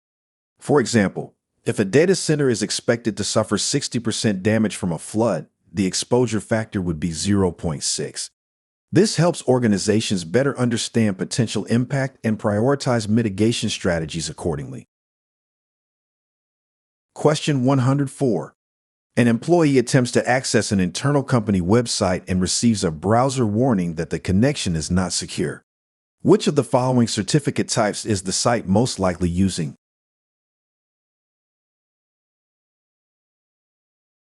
The answer is D.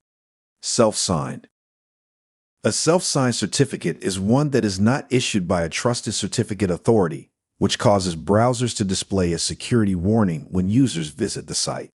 These certificates are commonly used for internal testing or development environments, but they lack the chain of trust that verifies their authenticity. As a result, users are alerted that the site may not be secure, even if it's part of the internal network. Question 105.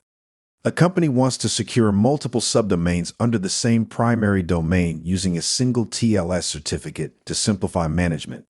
Which of the following certificate types would most likely be used?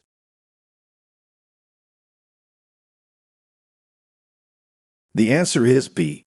Wildcard. A wildcard certificate allows an organization to secure multiple subdomains under the same domain using a single certificate. For example, a wildcard certificate for *example.com would cover mail.example.com, login.example.com, and any other subdomain. This simplifies certificate management and reduces cost, especially for environments with many subdomains that need to be secured.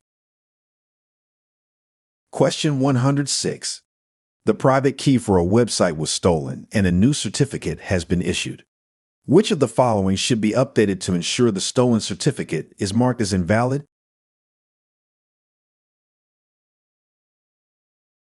The answer is B. CRL.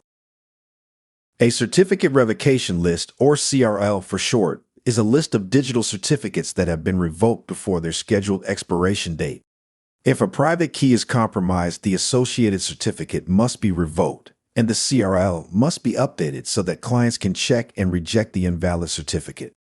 This helps prevent attackers from using the stolen certificate to impersonate a trusted service. Question 107. A security team is preparing to collect digital evidence following a suspected security breach. To support potential legal action, the company must ensure that the evidence remains unchanged from the time it was collected. Which of the following elements of digital forensics best meets this requirement?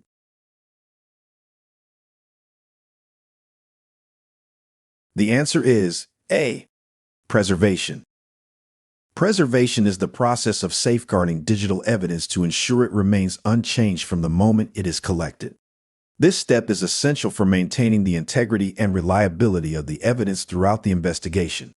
To support this element of digital forensics, organizations also maintain a chain of custody, which documents who access the evidence and when.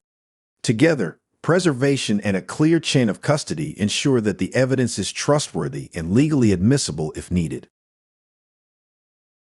Question 108.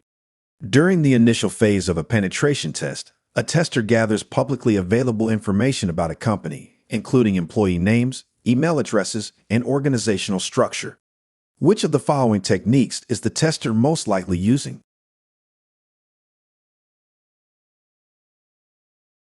The answer is D. OSINT. Open source intelligence, also known as OSINT, is a passive reconnaissance technique that involves collecting publicly available information, such as company websites, social media, press releases, and job postings. This method is commonly used in the early stages of penetration testing to build a profile of the target without directly interacting with its systems. OSINT may also include publicly posted data that can support social engineering attempts later in the engagement. Question 109. A security analyst wants to monitor user and device behavior to identify potential threats that may not match known attack signatures. The analyst is looking for a solution that can detect deviations from normal patterns and provide detailed visibility into endpoint activity. Which of the following should the analyst use?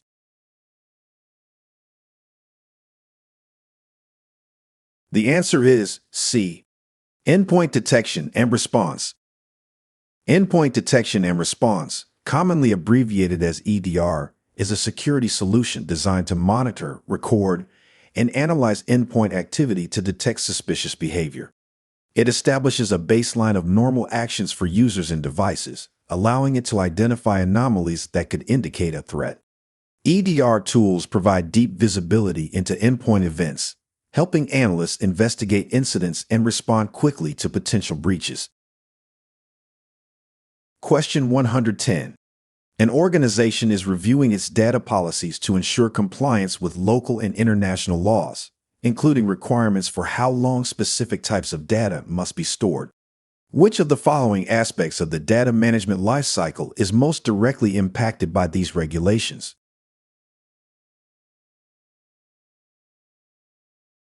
The answer is C. Data retention. Policies that govern data retention define how long different types of data must be stored before they are deleted or archived. These policies are heavily influenced by local and international regulations, which may require certain records to be kept for specific durations. By following a defined retention policy, organizations can ensure they meet compliance requirements, avoid penalties, and manage storage effectively. Properly implemented retention policies also support privacy and data protection efforts. Question 111. A security team is responding to a potential security breach. According to the standard incident response process, which of the following activities should occur first?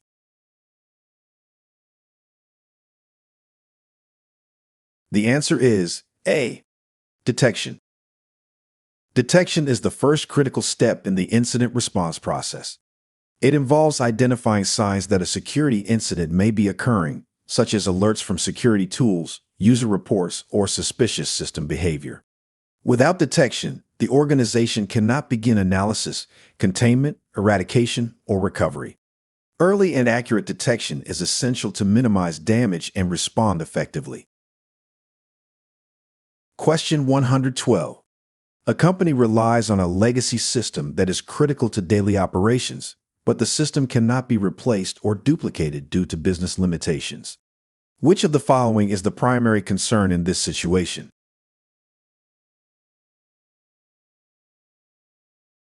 The answer is C. Single point of failure. A single point of failure is any part of a system that, if it fails, causes the entire system or process to stop working. In environments where a legacy system is irreplaceable and supports critical operations, this creates a major vulnerability. If that one system goes down, due to hardware failure, software issues, or even misconfiguration, there may be no alternative to keep operations running. Question 113.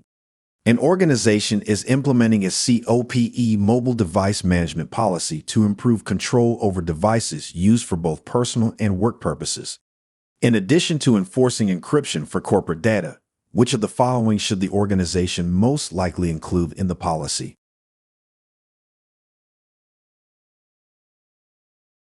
The answer is C. Remote wiping. In a CompTIA environment, the organization owns the mobile device but allows limited personal use. Since the device contains company data, features like remote wipe are essential. Remote wiping allows the organization to delete corporate data if the device is lost, stolen, or when an employee leaves the company. This helps maintain data confidentiality and security, even when the device is used outside of direct corporate control. Question 114.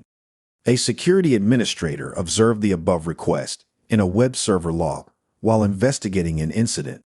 Which of the following types of attacks is most likely being attempted?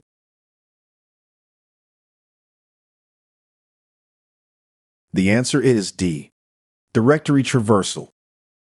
Directory traversal is an attack that attempts to access files or directories outside the intended web server directory structure by manipulating input fields using relative path sequences, such as ..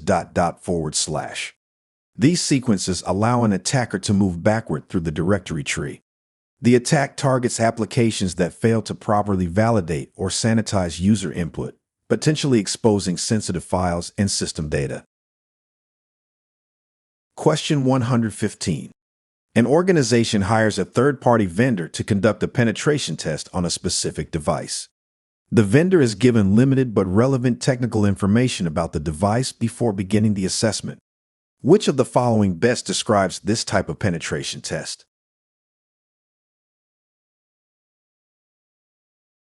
The answer is B. Partially known environment. A partially known environment penetration test, also known as a gray box test, provides the tester with limited insight into the target system, such as architecture diagrams, credentials, or system details. This simulates an attacker with some internal knowledge, helping organizations assess risks posed by insider threats or compromised user accounts. It strikes a balance between realism and coverage, offering a more efficient and focused test than a fully unknown approach. Question 116.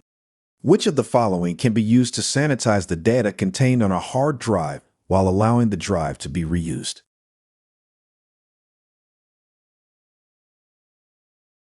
The answer is D. Wiping software.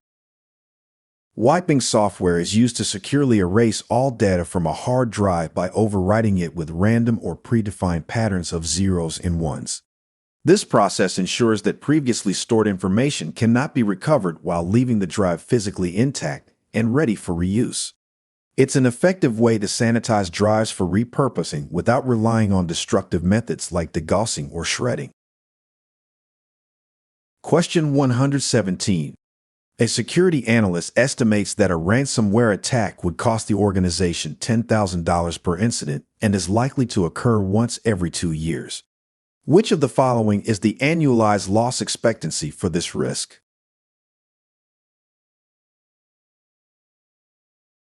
The answer is B. $5,000. Annualized loss expectancy is calculated by multiplying the single loss expectancy by the annualized rate of occurrence.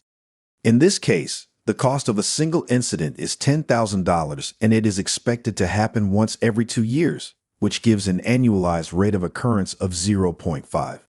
Multiply $10,000 by 0.5 and you get an annualized loss expectancy of $5,000.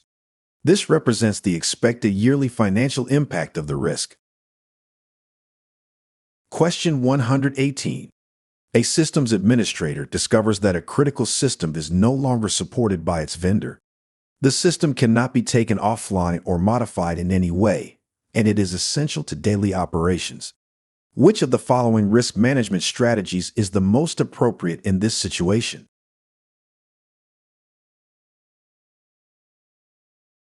The answer is B. Accept. Risk mitigation involves taking steps to reduce the likelihood or impact of a threat, such as patching, isolating the system, or adding additional security controls. In this case, none of those actions are possible because the system cannot be taken offline or modified in any way, and it's essential to business operations. That means the organization must make a business decision to continue using the system despite the known risk. This approach is called risk acceptance. Question 119. A company uses surveillance cameras to record activity and posts signs to notify visitors that monitoring is in place. In addition to being a detective control, which other control type does this implementation represent?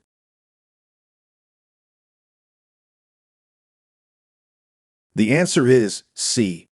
Deterrent. Surveillance cameras are commonly considered a detective control because they record events for later review. However, when signs are posted and cameras are visible, they also serve as a deterrent. People are less likely to commit unauthorized actions if they know they're being monitored. This makes the setup both detective and deterrent in nature. Question 120. A defense contractor is designing a new network architecture for its classified research systems. To meet strict government regulations, the client requires these systems to be completely isolated from the internet and internal corporate networks. Which of the following best describes this type of architecture?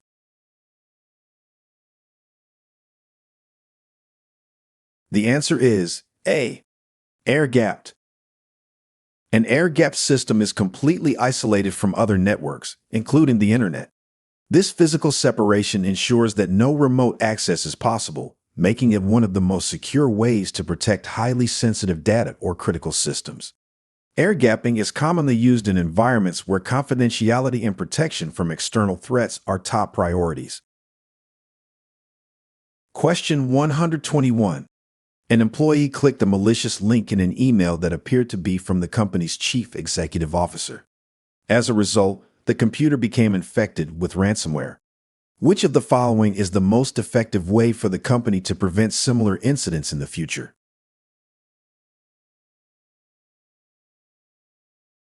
The answer is A. Security awareness training. Security awareness training is one of the most effective ways to reduce the risk of social engineering attacks like phishing. Training helps employees recognize suspicious emails, links, and attachments so they can avoid falling for deceptive tactics. In this case, the attack relied on tricking the employee, so improving awareness is key to prevention. While technical controls are important, user behavior is often the first line of defense. Question 122. In addition to improved scalability, which of the following best describes a benefit of using a microservices architecture compared to a monolithic architecture?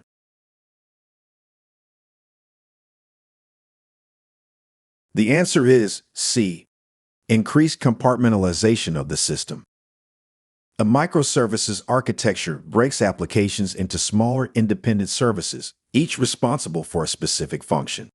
This leads to increased compartmentalization, meaning each service can be developed, tested, and deployed separately.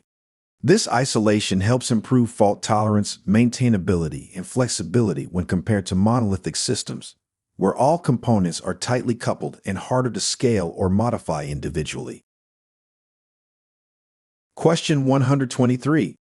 While performing a routine audit, a systems administrator discovers that a visitor connected a personal laptop to an open network port in a conference room and was automatically granted access to the internal network. Which of the following should be implemented to prevent this type of unauthorized access in the future?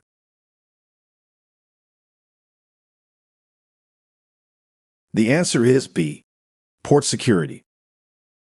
Port security is a switch-level feature that limits which devices can connect to a network port, typically based on MAC address.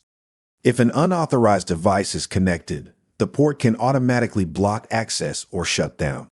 This prevents visitors or rogue devices from connecting to open ports and accessing the internal network without permission. It's an essential control for protecting against physical access risks. Question 124. A security analyst receives multiple reports that users are being redirected to fraudulent login pages when attempting to access the company's legitimate webmail portal. After inspecting the DNS records returned by the queries, the analyst notices they point to an unfamiliar external IP address. Which of the following is the most likely cause?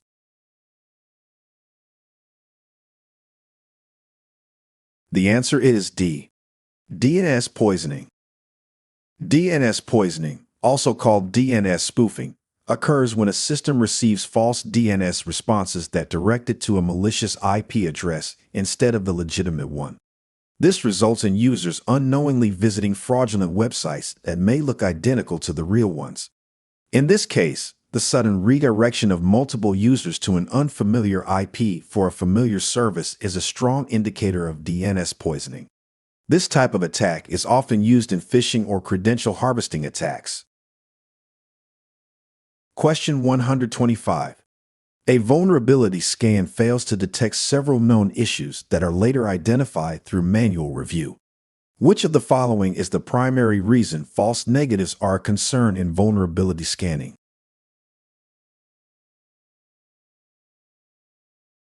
The answer is A. Existing vulnerabilities may go undetected.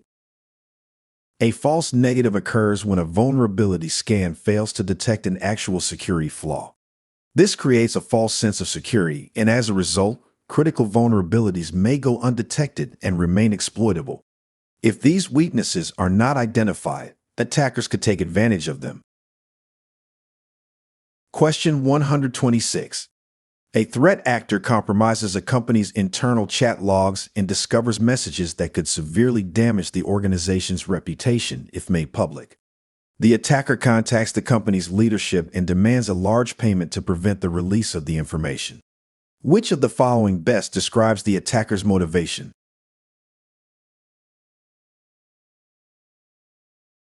The answer is D. Blackmail. Blackmail is a motivation in which an attacker gains access to sensitive or damaging information and threatens to release it unless specific demands are met. This tactic is often used to apply pressure without necessarily causing immediate disruption, focusing instead on coercion. While financial gain may be involved, the defining aspect of blackmail is the threat to expose information unless the victim complies. Question 127. A systems administrator is reviewing the network security posture of a legacy server and discovers that multiple unused ports are open and listening for connections. The administrator plans to disable all unnecessary services and close any related ports. Which of the following best explains the security benefit of closing these unused ports?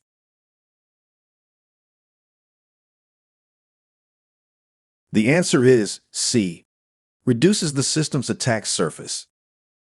Closing unused service ports significantly reduces the system's attack surface by eliminating potential entry points that attackers could exploit. Open ports can expose unnecessary services or vulnerabilities, even if those services are not actively used. By limiting network access only to required services, the administrator lowers the risk of unauthorized access, remote exploitation, or misconfigurations that could lead to a compromise. This is a foundational step in hardening any system. Question 128. A security administrator is applying patches across several systems and needs to follow a documented, repeatable process to ensure each update aligns with the organization's secure configuration baseline. According to best practices, which of the following should the administrator consult to meet this requirement?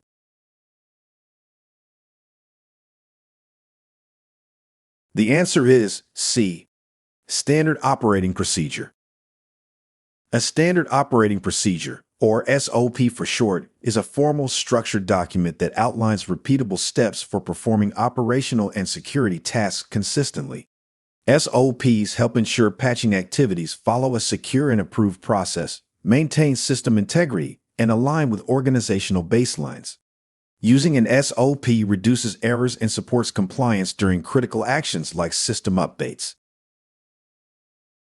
Question 129. A company has experienced several unauthorized access attempts where attackers tried numerous password combinations on employee accounts over a short period of time.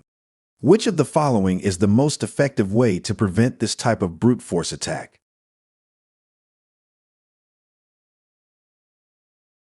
The answer is A. Multi-factor authentication. Multi-factor authentication, abbreviated as MFA, significantly strengthens account security by requiring an additional form of verification beyond just a password. In a brute force attack, even if an attacker successfully guesses a password, they still cannot access the account without the second authentication factor. This makes MFA one of the most effective methods for preventing unauthorized access from password guessing attacks. Question 130. After a cyber attack took critical IT systems offline, a company began planning how quickly those systems must be restored to avoid significant business disruption. Which of the following metrics would the company most likely use to define this goal?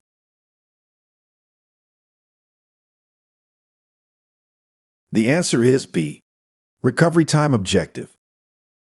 A recovery time objective, or RTO for short, defines the maximum acceptable amount of time that a system or application can be offline after a disruption before it causes unacceptable harm to the business. It's used to guide disaster recovery efforts and ensure business continuity. By establishing an RTO, the organization can prioritize resources and plan appropriately to meet recovery goals after events like cyberattacks or outages. Question 131. A cybersecurity team finds that a company blog was accessed without authorization, and posts were altered to criticize the company's environmental practices. The attacker did not attempt to steal data or demand payment and appears to be motivated by personal beliefs. Which of the following types of threat actors is most likely responsible?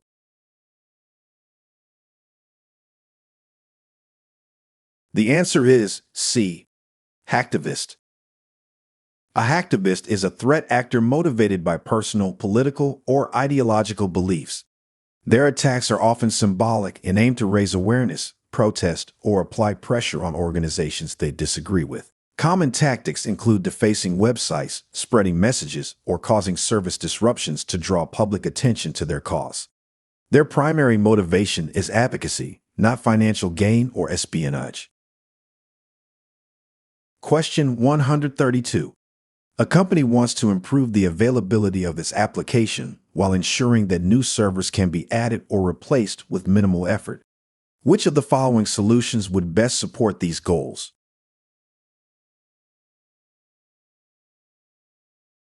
The answer is A. Load balancing.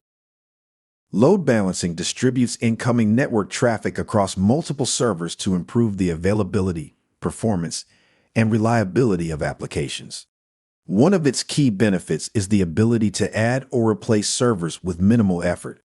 New servers can be brought online and added to the load balancer pool without reconfiguring the application or affecting users. Similarly, a faulty server can be taken offline and replaced while traffic continues flowing to other healthy servers, minimizing downtime and administrative overhead. Question 133. An attacker secretly monitors and intercepts communication between an employee and a company's financial system to capture login credentials and reuse them later. Which of the following best describes this type of attack?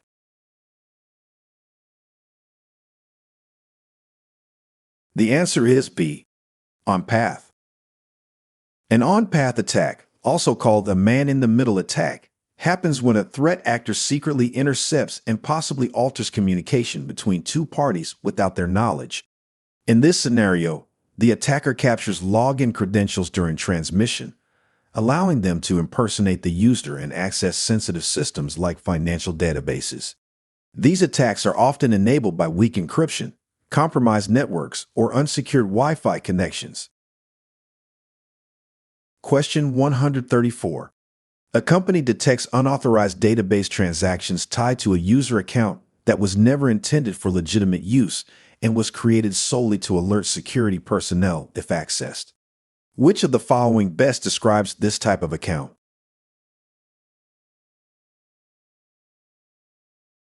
The answer is A. Honey token. A honey token is a fake data element, such as a user account or database entry that is placed in a system to detect unauthorized access or malicious activity. It acts as a tripwire that alerts defenders when it is accessed or used. Unlike a honey file, which is a fake document, a honeypot, which is a decoy system, or a honey net, which is an entire network of decoys, a honey token is typically a single piece of bait embedded within a real environment to expose suspicious behavior. Question 135. A security engineer verifies that all infrastructure components are updated, including switch firmware, server operating systems, and endpoint protection tools. These efforts are part of a routine security practice to ensure the environment is protected against which of the following?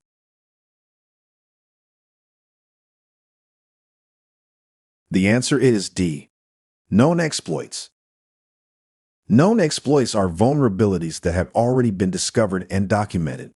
Keeping systems updated with the latest firmware, patches, and security definitions is the most effective way to prevent these types of attacks. Updates typically address these weaknesses before they can be used to compromise systems. Unlike zero-day attacks, which exploit unknown flaws, known exploits can usually be mitigated through consistent maintenance and patch management. Question 136. A systems administrator needs to protect sensitive FTP traffic sent over an unencrypted network. The administrator decides to use a method that creates an encrypted tunnel between two endpoints to securely forward the traffic. Which of the following techniques best meets this need?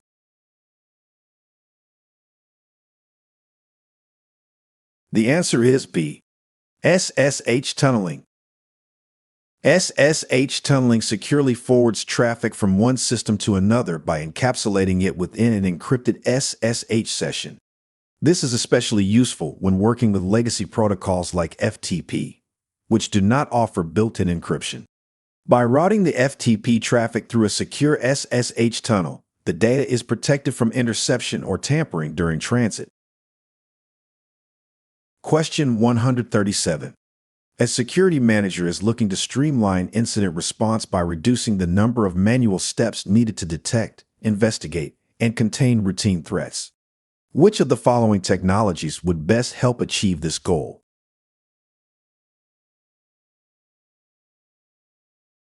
The answer is A. SOAR.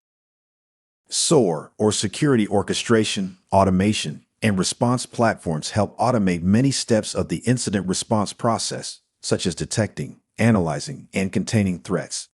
By integrating with other security tools and handling repetitive tasks, SOAR reduces the workload on analysts and allows quicker containment of routine threats.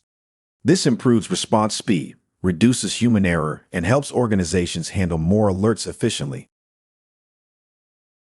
Question 138. A chief information officer requested evidence from a vendor that its services align with the required compliance framework. The vendor submitted a report along with a signed letter confirming that its services meet 17 out of 21 specified objectives. Which of the following did the vendor most likely provide?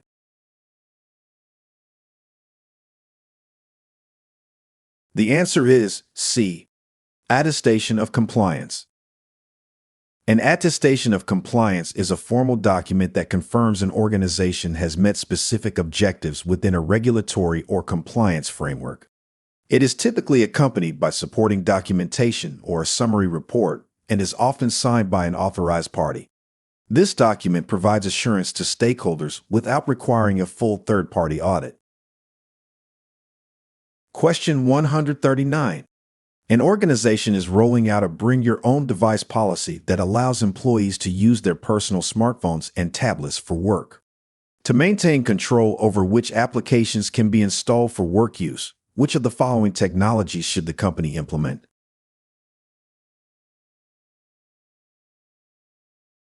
The answer is A. MDM. Mobile Device Management, abbreviated as MDM, allows organizations to enforce security policies, control app installations, and manage device configurations on both employee-owned and corporate devices. The reverse is also true, as MDM can remotely deploy security patches, updates, and approved applications efficiently. This makes MDM a vital tool for maintaining both control and flexibility when managing mobile devices across the organization. Question 140.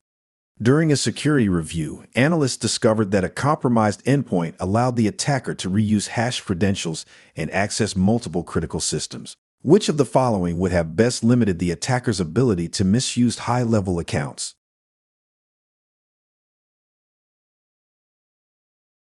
The answer is D. Privileged Access Management.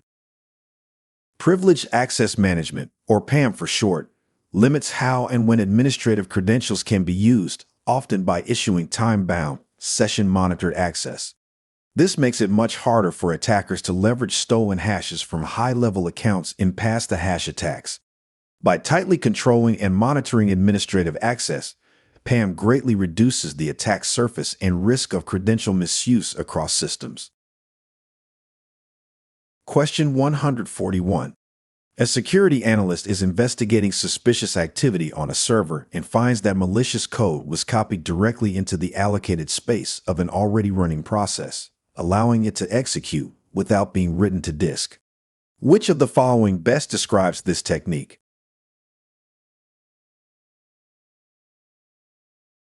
The answer is C. Memory injection. Memory injection is a technique used by attackers to insert malicious code into the memory space of a legitimate, already running process. This allows the code to execute in memory without touching the file system, making it harder to detect using traditional file-based antivirus solutions. Since the process appears legitimate, the attack can bypass some security controls and maintain persistence without raising immediate suspicion. Question 142. A security administrator has enforced full disk encryption across all employee laptops to ensure that sensitive company data remains unreadable if a device is lost or stolen.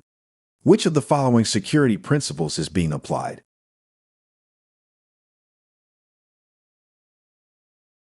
The answer is D. Confidentiality. Confidentiality is the security principle focused on preventing unauthorized access to data. Full disk encryption ensures that data stored on a device cannot be read without proper authentication, even if the device is physically stolen. This protects sensitive information and aligns with confidentiality goals by making the data unreadable to anyone who is not authorized to view it. Question 143. An administrator has configured a quarantine subnet to isolate guest and unmanaged devices when they first connect to the network. Before granting access to corporate systems, which of the following would best help the security team determine if the devices meet security requirements?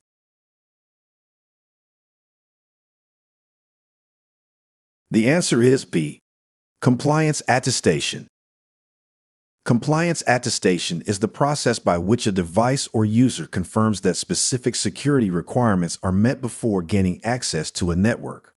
When guest or unmanaged devices are placed in a quarantine subnet, compliance attestation can verify things like operating system version, antivirus status, and required patches. This ensures that only devices meeting the organization's security standards are allowed onto the corporate network. Question 144. An internal audit revealed that staff members are unclear on how to report phishing emails and respond to suspected business email compromise. Leadership wants to improve organizational readiness by updating documentation to guide how such incidents should be identified and handled. Which of the following documents should be reviewed and revised?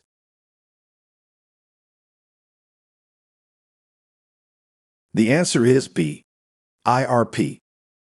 An incident response plan, or IRP for short, outlines the steps an organization should take to detect, respond to, and recover from security incidents. Keeping this document up to date ensures that all teams understand their roles and responsibilities during a security event.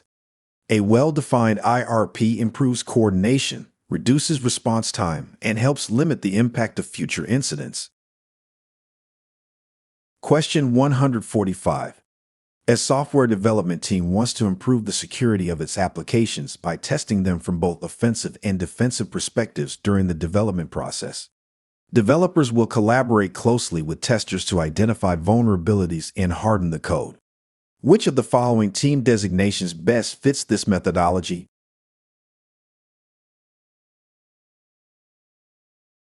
The answer is A. Yellow.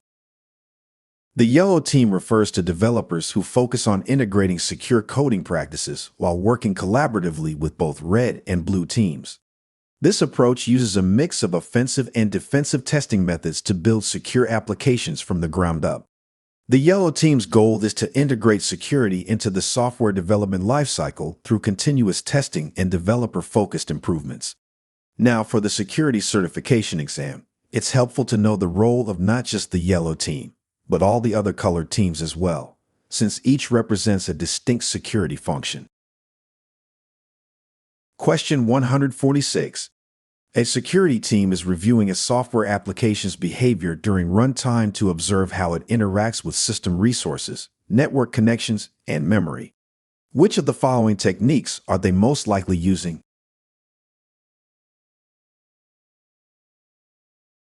The answer is A. Dynamic analysis.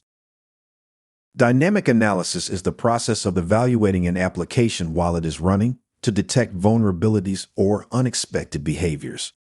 This method allows analysts to monitor the actual execution flow, including real-time interactions with the operating system and network. It is particularly useful for identifying runtime errors, memory leaks, or malicious behavior that might not be visible through static analysis alone. Question 147. A threat analyst is investigating a covert communication technique in which a message is hidden within a digital image file to conceal the existence of the communication itself. Which of the following cryptographic techniques is most likely being used?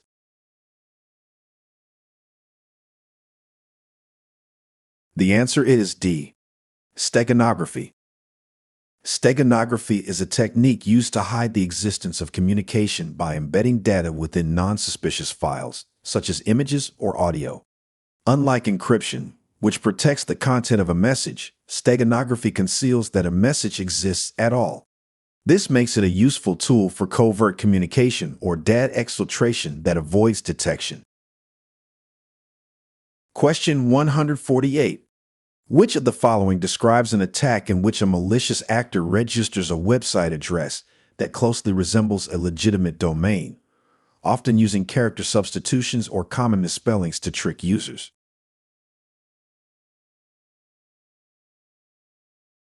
The answer is A. Typo squatting. Typo squatting is a type of social engineering and domain-based attack in which threat actors register deceptive domain names that closely resemble legitimate ones. These domains often use subtle changes, such as replacing the letter O with a 0 or swapping two characters, to trick users into visiting a malicious website. Once on the site, users may unknowingly enter sensitive information, download malware, or be redirected to harmful content. Typo squatting takes advantage of human error and is often used to impersonate well-known brands or services. Question 149. A data protection method used by a company involves replacing sensitive data with surrogate values that retain the same format but have no exploitable meaning. What is this technique called?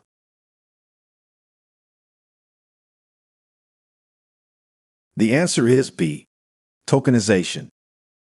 Tokenization is a technique that protects sensitive information by replacing it with surrogate values that preserve the original format but hold no real meaning. The actual data is stored securely elsewhere and can only be retrieved through a secure lookup process.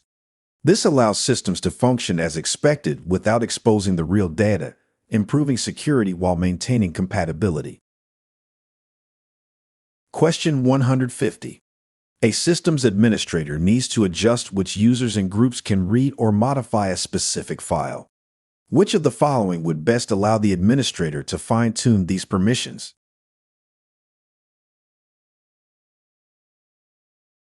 The answer is C. Access Control List.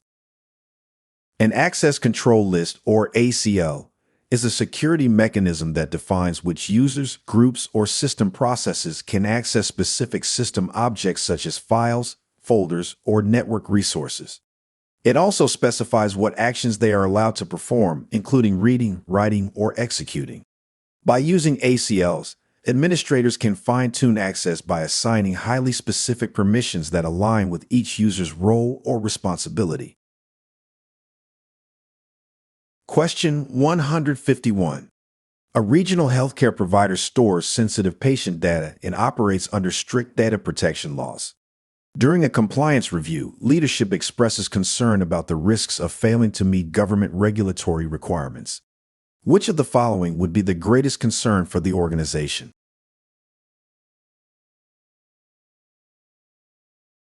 The answer is B. Sanctions. Sanctions are among the most serious consequences of failing to comply with government regulations. They can result in financial penalties and legal actions. While other measures like compliance reporting or consent requirements are part of staying in compliance, sanctions represent the outcome of falling short. Organizations that handle sensitive data are especially motivated to avoid these penalties. Question 152. A security engineer at a large company is tasked with improving identity and access management to ensure employees are restricted from logging into corporate systems outside of their scheduled work hours. Which of the following access controls should the security engineer implement to meet this requirement?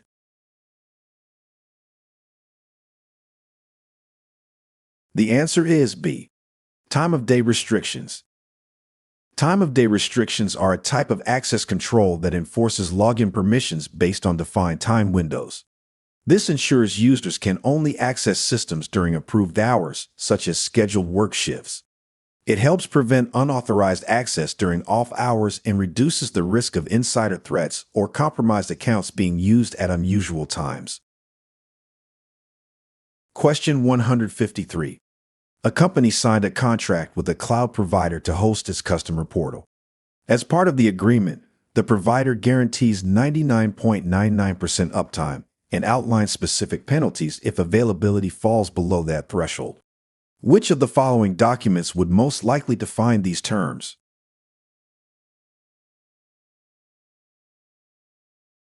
The answer is C. SLA. A Service Level Agreement, or SLA, is a formal contract between a service provider and a client that outlines the expected level of service, including performance metrics such as uptime, response times, and responsibilities. In this case, the provider's commitment to 99.99% uptime is a very common SLA clause. Question 154.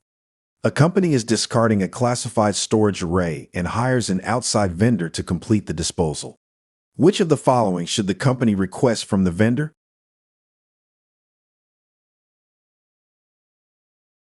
The answer is A. Certification. When disposing of classified or sensitive equipment through a third-party vendor, the company should request a certificate of destruction or sanitization. This document verifies that the data and hardware were securely handled and rendered unusable. Certification plays a key role in ensuring regulatory compliance and protecting the organization from data leakage during asset disposal. Question 155. A digital forensics analyst is investigating the unauthorized distribution of a confidential company document. The analyst examines the file and discovers details about the document's creation date, the device used to create it, and the user account associated with the original author. Which of the following types of information did the analyst most likely review?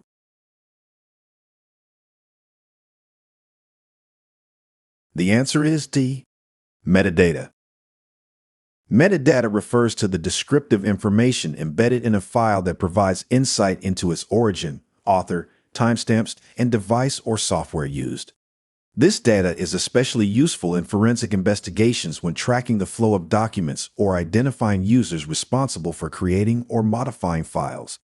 Metadata does not change the content itself, but it does support auditing, attribution, and incident response efforts. Question 156. A security administrator is deploying an endpoint detection and response, also known as an EDR solution, to monitor endpoints for malicious activity and automate threat response. To which of the following security categories does an EDR solution belong?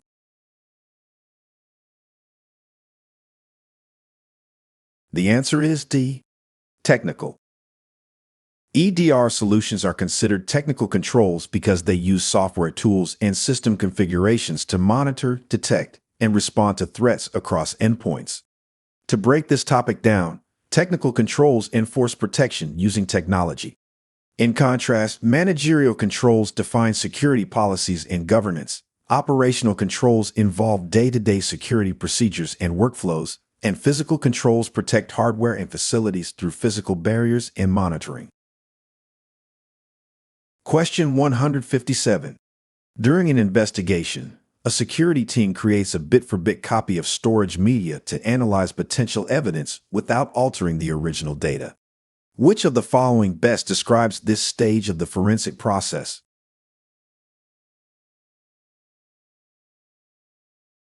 The answer is A. Acquisition. Acquisition is the forensic process of capturing a complete and accurate copy of digital evidence, such as a hard drive or memory. This is typically done using specialized tools to ensure the original data remains unchanged.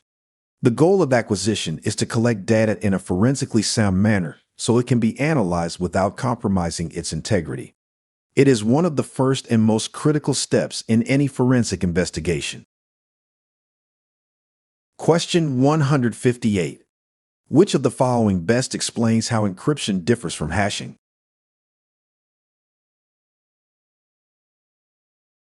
The answer is B. Encryption creates ciphertext. Hashing creates a checksum.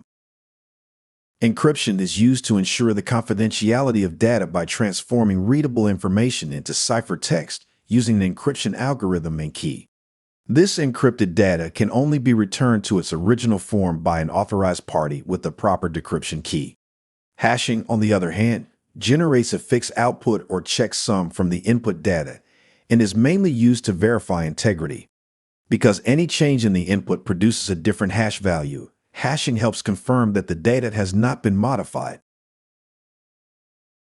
Question 159. A company is required to use certified hardware when building its networks. To ensure the hardware is authentic and has not been tampered with, which of the following best addresses the risks associated with procuring counterfeit hardware?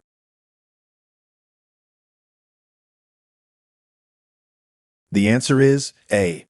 A thorough analysis of the supply chain. A thorough supply chain analysis helps identify vulnerabilities in the procurement process, ensuring that only authentic, certified hardware is acquired. By evaluating supplier reliability, tracking sourcing methods, and verifying distribution channels, organizations can reduce the risk of counterfeit equipment entering their network. Counterfeit hardware may contain hidden backdoors, fail prematurely, or be incompatible with security standards, all of which can jeopardize operations and data security. Question 160. A systems administrator is updating a set of deployment scripts shared across multiple teams. To ensure consistency and traceability as changes are made over time, which of the following processes should the administrator use?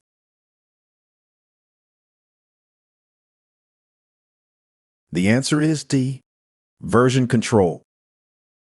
Version control is a process that tracks and manages changes to files, code, documents, or configurations over time. It provides a detailed history of modifications, including who made each change and when, which supports accountability and collaboration. In environments with multiple contributors or frequent updates, version control prevents conflicts, allows rollbacks to previous versions, and ensures that everyone is working from the most current file. Question 161. A company's gate access logs show multiple entries from an employee's ID badge within a 2-minute period. Security cameras confirm the employee only entered once during that time. Which of the following attacks is most likely occurring?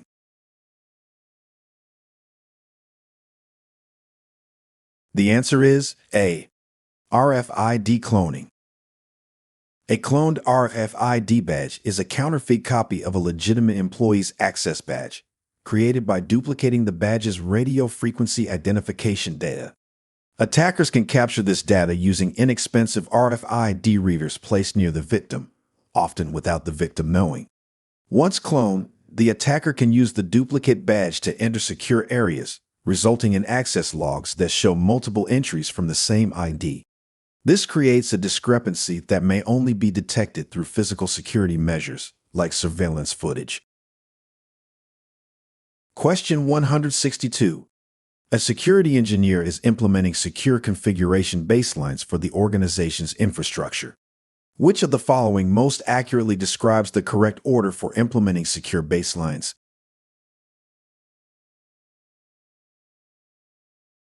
The answer is C. Establish, deploy, maintain. Implementing secure baselines involves first establishing the baseline, which defines the approved configurations for systems and devices. Once established, the baseline is deployed across applicable systems to ensure consistency and security. Finally, the baseline is maintained over time through monitoring, updates, and patch management to ensure continued compliance and effectiveness. This process helps reduce vulnerabilities and enforce security standards across the environment. Question 163. A SOC analyst receives a tip from threat intelligence that malware may be present on a user's device. During the investigation, the analyst locates a suspicious file with the above text contents. Which of the following actions should the SOC analyst perform first?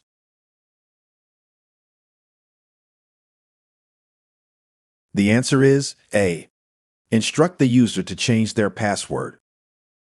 The discovery of a file capturing keystrokes strongly suggests that a keylogger is present on the user's device. Based on the text in the file, the most immediate concern is that the user's banking credentials have likely been compromised. The first step should be to instruct the user to change their password, ideally from a secure and trusted system, to prevent further unauthorized access. While actions like isolating the infected system and conducting malware analysis are also critical, securing account access takes top priority. Question 164. A security analyst is reviewing a newly discovered vulnerability in a legacy application. The exploit's success and overall impact seem to change depending on system-specific paths and stored credentials, which are represented as dynamic values that vary between machines. Which of the following is most likely influencing the behavior of the vulnerability?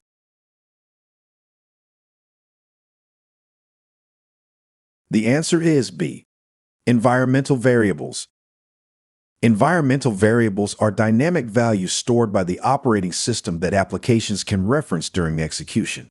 These variables can include system paths, usernames, configuration data, or temporary storage locations. In vulnerability management, the contents of these variables can directly influence how a vulnerability behaves or what level of access it provides once exploited.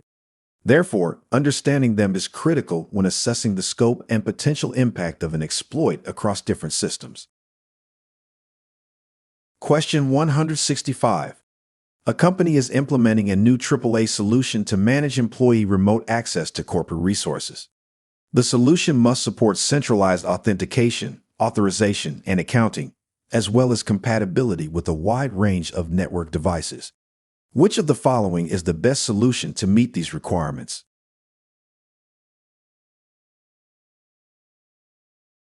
The answer is D. Radius.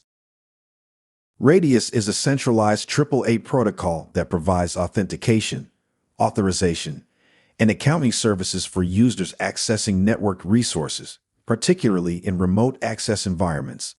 It allows organizations to verify user credentials, enforce access policies, and monitor user activity from a single point of management. With broad support across VPNs, wireless access points, switches, and firewalls, Radius is a strong choice for managing access in large environments. Question 166. An administrator must replace an expired SSL certificate on a public-facing web server. To obtain a new certificate from a trusted certificate authority, which of the following does the administrator need to generate and submit?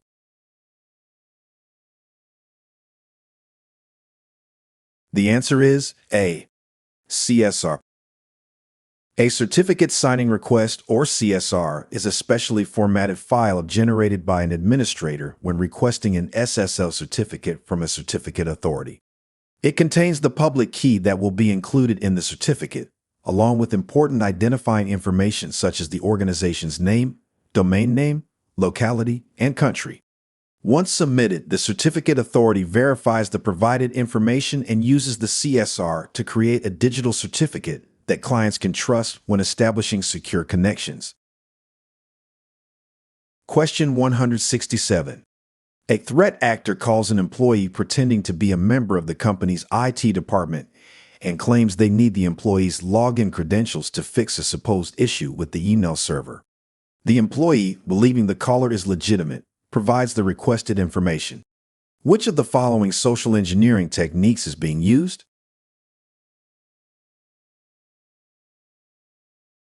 The answer is D. Pretexting. Pretexting is a form of social engineering in which the attacker creates a fabricated scenario or pretext to manipulate the victim into revealing sensitive information or performing an action. In this case, the attacker impersonates IT staff and uses a fake issue as the pretext to obtain login credentials. This type of attack relies heavily on building trust under false pretenses to achieve the attacker's goal. Question 168. A network administrator is working to strengthen the organization's outbound web traffic controls. Their goals include preventing employees from downloading malicious content, restricting access to websites based on categories, applying rules that vary by department or individual users, and mapping specific service accounts to approved business applications. Which of the following solutions should the administrator implement?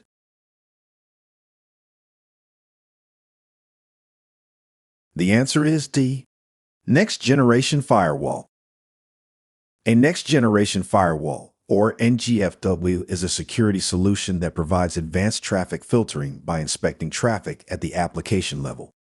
It supports policy enforcement based on user identity or department, blocks access to malicious or inappropriate content through category-based filtering, and allows mapping of specific service accounts to approved applications. These features make it ideal for organizations that need to control web usage and enforce detailed access policies. Question 169. A system administrator is configuring SSH access for a group of developers. To improve security and reduce reliance on password-based logins, the administrator implements a solution that uses cryptographic key pairs for authentication instead of requiring a password. Which of the following best describes this login approach?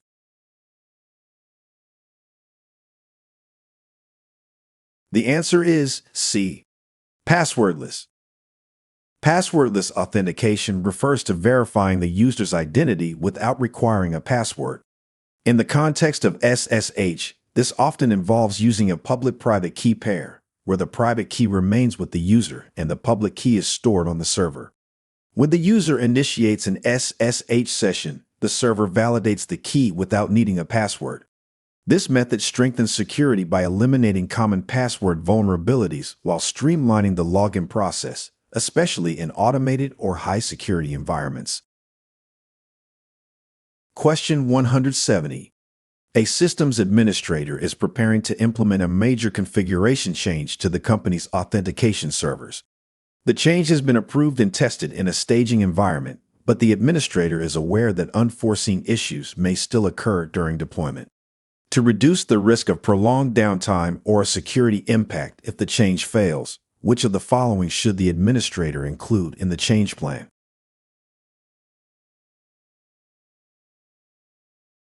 The answer is C. Backup planning. Backup planning involves creating a clear, documented process to reverse a change if it causes problems or unexpected security issues during deployment. It is an essential part of any change management process and helps ensure service continuity and protection of system integrity. Including a backup plan demonstrates proper risk mitigation, aligning with best practices outlined in security-focused change management policies. Question 171. A network technician is tasked with creating a wireless heat map to improve Wi-Fi coverage in a large office. The technician has already obtained a detailed floor layout of the building. Which of the following steps should be performed next to complete the heat map?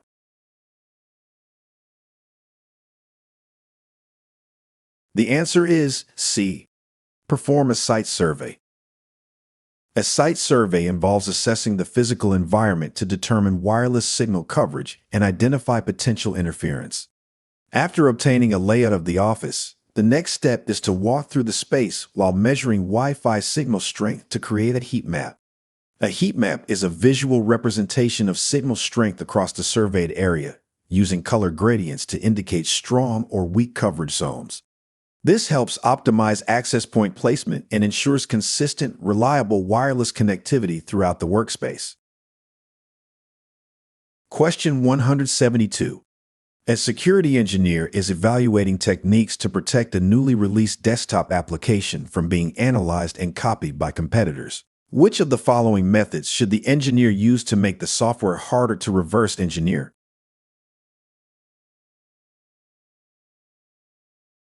The answer is B. Performing code obfuscation. Code obfuscation is a technique that alters source or binary code to make it more difficult for attackers to understand, while still preserving the software's functionality. This is commonly used to prevent reverse engineering by disguising logic, renaming variables, and modifying the code structure. While it does not make the code impossible to reverse engineer, it significantly increases the effort required. This makes it a valuable protection strategy for proprietary software. Question 173. A security analyst suspects that a workstation is involved in suspicious activity and must ensure it can no longer access any network resources. Which of the following should the analyst implement?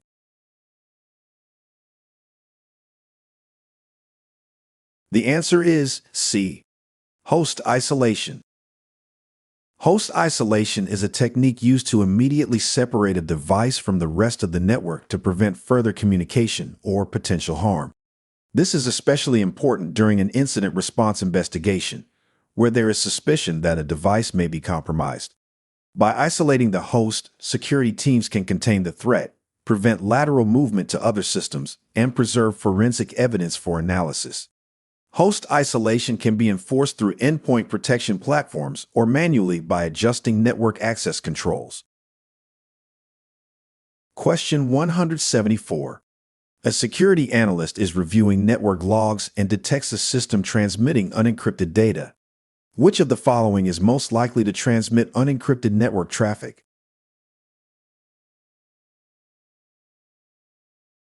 The answer is A.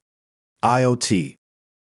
IoT devices are well known for weak or absent encryption, especially when using default configurations or low-cost hardware. Many such devices transmit data in plain text due to limited processing power, lack of updates, or poor security design. This makes them common sources of unencrypted traffic on a network. Question 175. During the vendor selection process, a project lead on the selection committee recommends a cybersecurity firm owned by their sibling. Other team members express concern about this recommendation and request additional review of the process. Which of the following best describes the reason for the raised concern?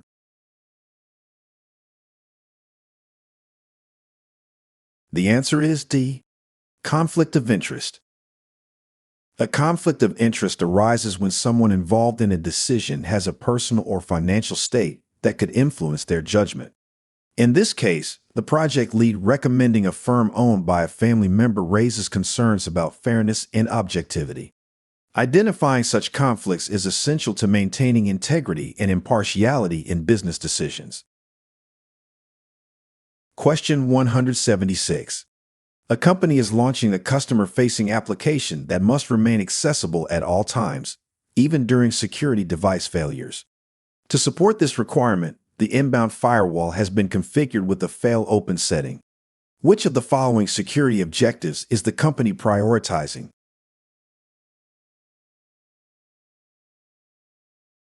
The answer is C.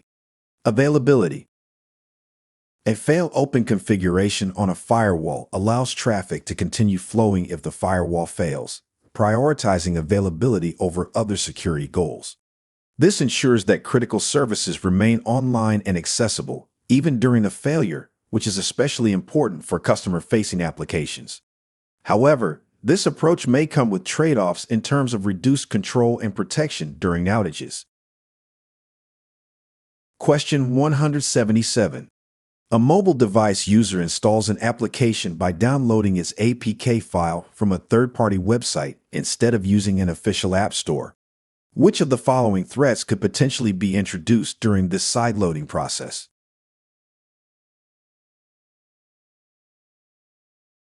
The answer is B. Rootkit. Sideloading refers to installing applications from unofficial sources, which bypasses the security checks performed by official app stores. This introduces the risk of installing malicious software, such as rootkits, which can embed themselves deep within the operating system and gain persistent, unauthorized access. Rootkits are particularly dangerous because they are difficult to detect and remove, and may allow attackers to control the device. Question 178. A company has yearly projects with a third-party service provider. Instead of negotiating the general terms and conditions each time, the company wants to create a reusable agreement that defines responsibilities and legal terms, which can be reviewed every few years. Which of the following would best support this goal?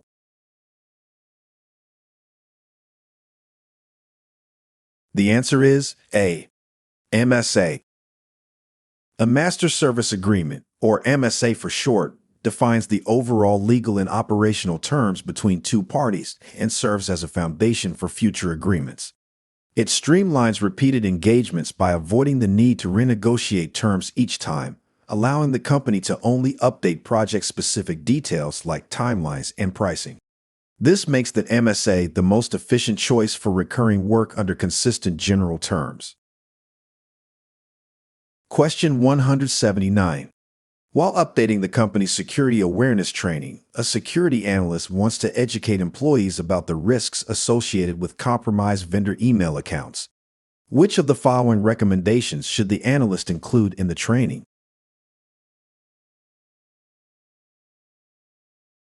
The answer is D. Watch for unusual requests from known email addresses. A compromised vendor account can still send messages from a familiar and trusted address, which makes phishing attempts more convincing. Watching for unusual requests from known email addresses helps employees detect signs of fraud, such as urgent payment instructions, odd language, or unfamiliar attachments. This awareness reduces the risk of falling for business email compromise and similar social engineering attacks. Question 180. A company has implemented a new policy requiring all employees to use multi-factor authentication when accessing internal systems. In addition to a username and password, which of the following would best satisfy this requirement?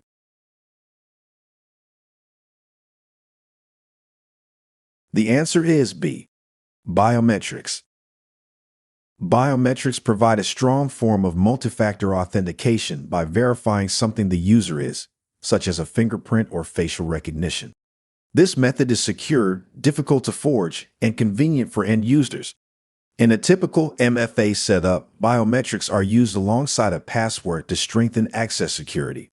Additionally, authentication tokens, such as hardware keys or mobile apps that generate one-time codes, are becoming increasingly popular as another effective option for MFA protection. Question 181. A cybercriminal creates a convincing social media post that falsely claims the company's CEO has been arrested for fraud. The post quickly spreads online, causing panic among shareholders and customers and resulting in a drop in the company's stock price. The company confirms the information is completely false. Which of the following best describes this type of threat?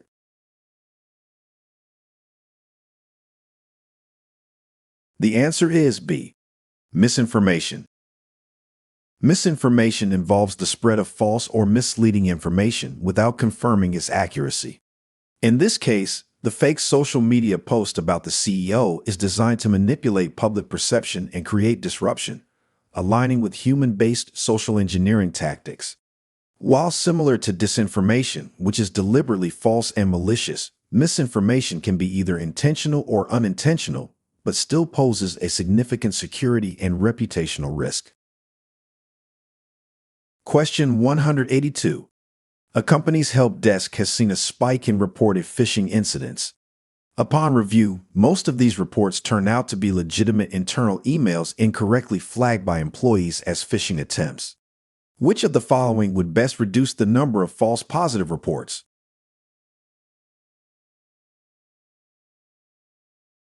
The answer is B. Enhance user security awareness training. Improving phishing awareness training helps users better identify legitimate phishing threats and reduces the likelihood of reporting harmless emails as suspicious. Training empowers employees to recognize common red flags and patterns in phishing attempts. While simulations can help test users, proper education is more effective in reducing false positives. Question 183. A company has adopted a mobile device policy in which it issues a specific smartphone to all employees, retains full ownership of the devices, and restricts their use strictly to work-related activities.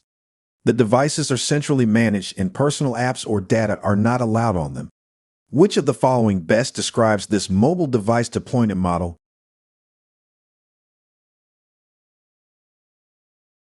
The answer is A.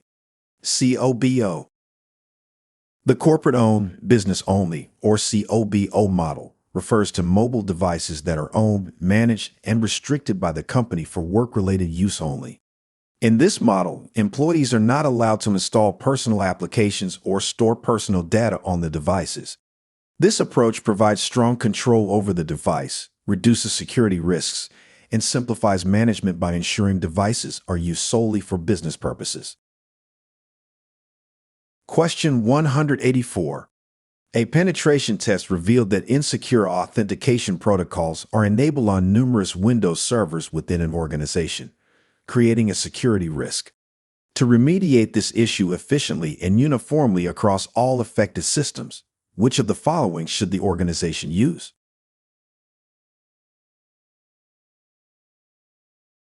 The answer is D. GPO. Group Policy Objects, or GPOs for short, are a powerful tool in Windows environments that allow administrators to centrally configure and enforce system settings. This approach simplifies the management of multiple systems by applying changes consistently across the organization. It also helps enforce security policies efficiently from a single control point. Question 185.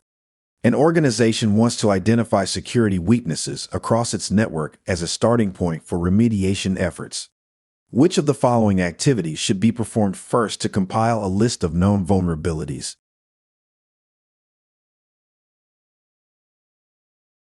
The answer is C. Automated scanning. Automated scanning is the most effective initial step when compiling a list of known vulnerabilities. It systematically checks systems and applications against a database of publicly known weaknesses and misconfigurations. This process provides a broad and efficient overview of the environment's security posture before more targeted or manual techniques are used. Question 186. A company has experienced repeated intrusion attempts originating from specific high-risk regions. The security team wants to reduce the likelihood of future attacks by limiting access to systems from those areas. Which of the following would best help mitigate this risk?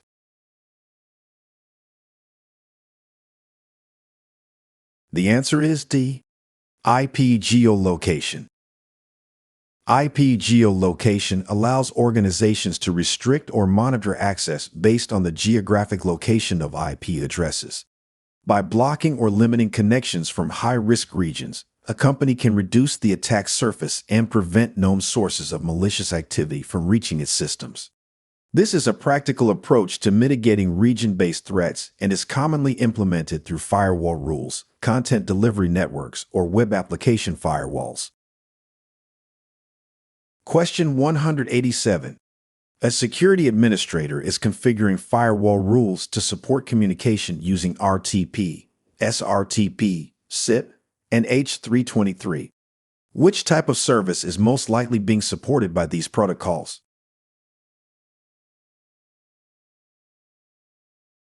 The answer is B. Voice over IP. Voice over IP communication relies on a set of specialized protocols to function effectively. SIP and H323 are used to initiate and manage calls, while RTP carries the audio and video streams during the call. For added security, SRTP encrypts those media streams to protect the data in transit. Because these protocols use specific ports and signaling methods, firewall rules often need to be configured to allow them through. Question 188. A coffee shop offers free Wi-Fi to customers but wants to restrict internet access until users agree not to engage in illicit activities while using the network. Which of the following technologies would best help enforce this policy?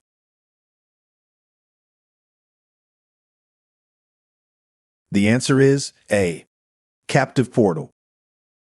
A captive portal is a web page that users must interact with before gaining full access to a network. It is commonly used in public or semi-public environments like coffee shops, airports, and hotels. By displaying an acceptable use policy and requiring users to agree before proceeding, a captive portal helps restrict internet access until users confirm that they will not engage in illicit activities. This ensures a layer of accountability and helps the business comply with internal or legal usage policies. Question 189.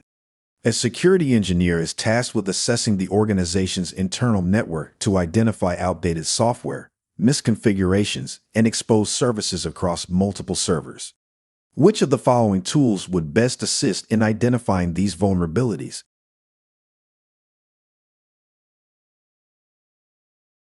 The answer is A. Nessus. Nessus is a comprehensive vulnerability scanning tool used to detect known security issues such as unpatched software, open ports, insecure configurations, and other weaknesses across systems. It automates the process of vulnerability detection and provides detailed reports for remediation efforts. As such, Nessus provides a centralized and efficient way to evaluate the overall security posture of multiple hosts, making it an essential tool for internal assessments. Question 190. A security analyst needs to validate a report claiming that certain printer models are transmitting user credentials in clear text. The analyst plans to review packet captures to confirm whether sensitive data is exposed on the network. Which of the following tools would be best suited for this task?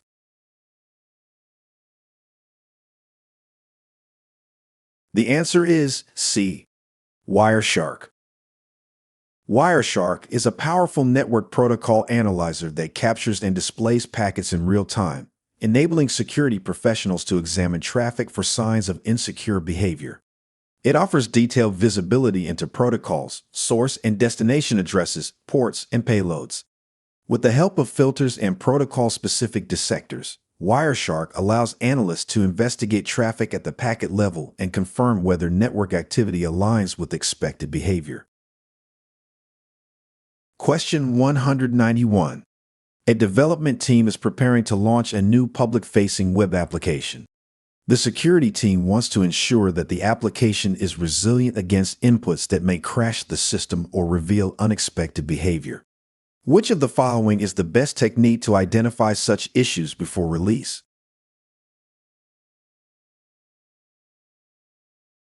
The answer is C. Fuzzing. Fuzzing is a dynamic application testing technique that sends malformed, unexpected, or random input to a system to uncover bugs or vulnerabilities.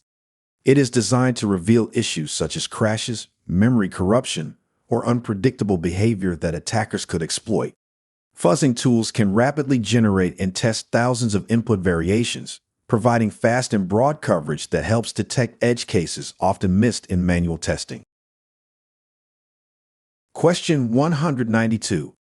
A security analyst discovers that an attacker was able to gain access to multiple systems by capturing and reusing NTLM digests from a compromised host. The attacker did not need to crack any passwords to authenticate. Which of the following best describes the attack type used?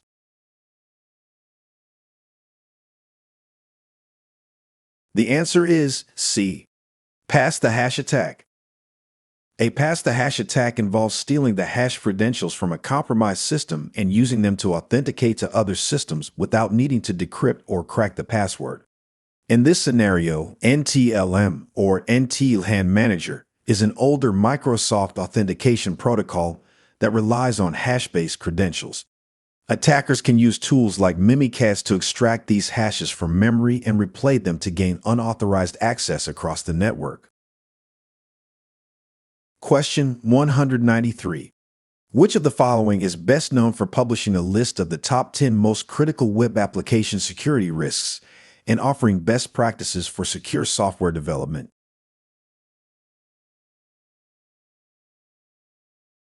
The answer is A. OWASP. The Open Worldwide Application Security Project, or OWASP for short, is a nonprofit foundation focused on improving software security. It is best known for maintaining the OWASP Top 10, a widely respected list of the most critical web application security risks. This list helps developers and security teams understand and address common vulnerabilities. OWASP also provides tools, documentation, and community resources to support secure development practices across the software lifecycle. Question 194.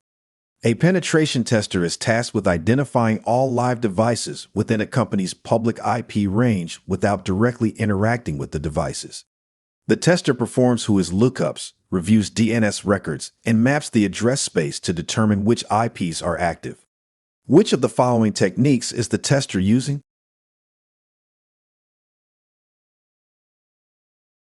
The answer is D. Footprinting. Footprinting is a passive reconnaissance technique used to gather information about a target system or network without directly interacting with it. In this case, the tester is reviewing DNS records, performing whois lookups, and mapping the address space, all of which are examples of network footprinting. These actions help identify live systems, domain ownership, and other publicly available data that can later be used in more active testing phases. It is a critical first step in understanding the scope and exposure of a target. Question 195. After identifying live devices on the network, a security analyst uses tools to determine the specific operating systems and open services running on each system. This information will be used to match known vulnerabilities with each system. Which of the following best describes this activity?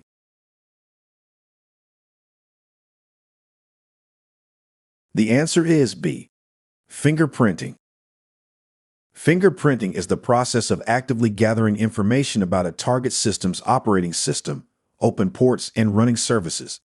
It typically follows initial discovery steps like network footprinting and helps security professionals map specific vulnerabilities to known system details. This technique is commonly used during penetration testing to prepare for targeted exploitation. Question 196. A systems administrator would like to create a point-in-time backup of a virtual machine that can be quickly restored if needed. Which of the following should the administrator use?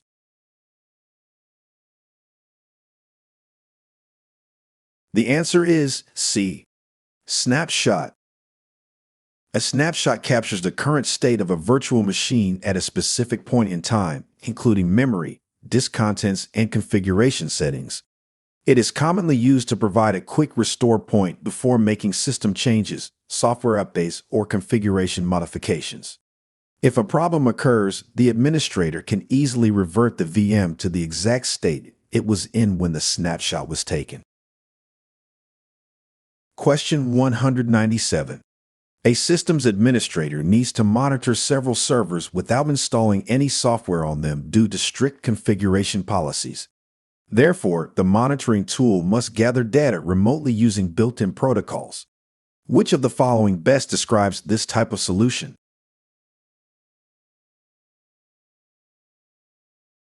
The answer is A. Agentless solution. An agentless solution enables monitoring of systems without requiring software agents to be installed on the endpoints. Instead, it uses built-in services like SNMP, WMI, or SSH to collect performance and security data remotely. This is especially useful in environments with tight access controls or compliance requirements. Question 198. A company learns that a newly published security regulation will soon apply to its industry. To prepare for compliance, which of the following should the company perform first to assess its current state against the new requirements?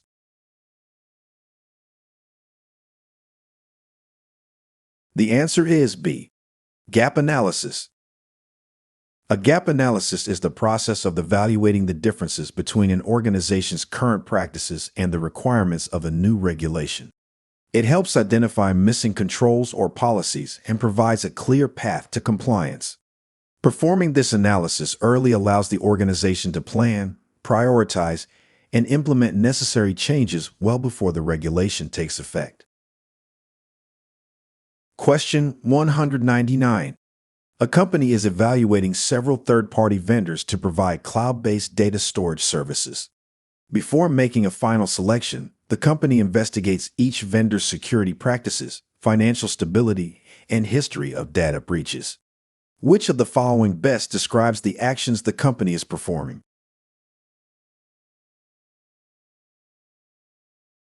The answer is D. Due diligence. Due diligence is the process of thoroughly investigating and evaluating a third-party vendor before entering into a business relationship. This includes assessing the vendor's security posture, regulatory compliance, financial health, and prior incidents to ensure they meet organizational standards. Performing due diligence helps organizations minimize third-party risk and make informed vendor selection decisions. Question 200. A security engineer is evaluating solutions to protect sensitive data being sent between a user's web browser and the organization's server. Which of the following would be the most appropriate method to protect this data in transit?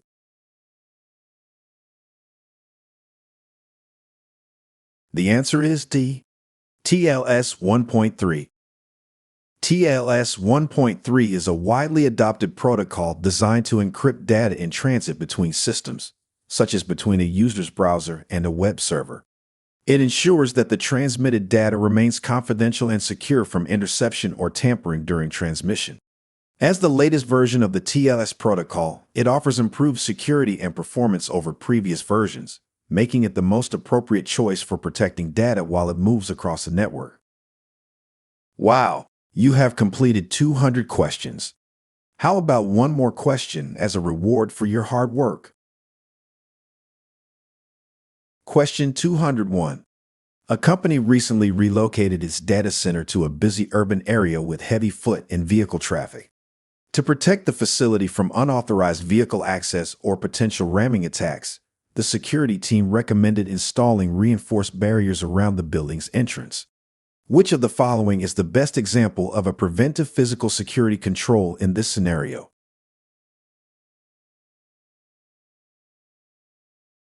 The answer is B. Bollards. Bollards are short, sturdy posts placed at access points to physically block vehicle entry while allowing foot traffic. In this scenario, they are used as a preventive control to protect the facility from potential vehicular threats. Preventive controls aim to stop security incidents before they occur, and bollards accomplish this by serving as a physical barrier.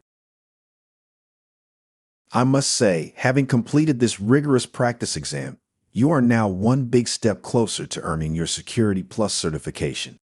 Additionally, your commitment and effort are seriously inspiring. The next step is to go ahead and sign up for the official exam. Now, you may have come a long way already, but a little extra review never hurts. So feel free to watch any of our free training videos or give the practice exam another go to sharpen your skills. Every step forward brings you closer to your goal. So stay confident, keep pushing, and remember, we're cheering you on every step of the way.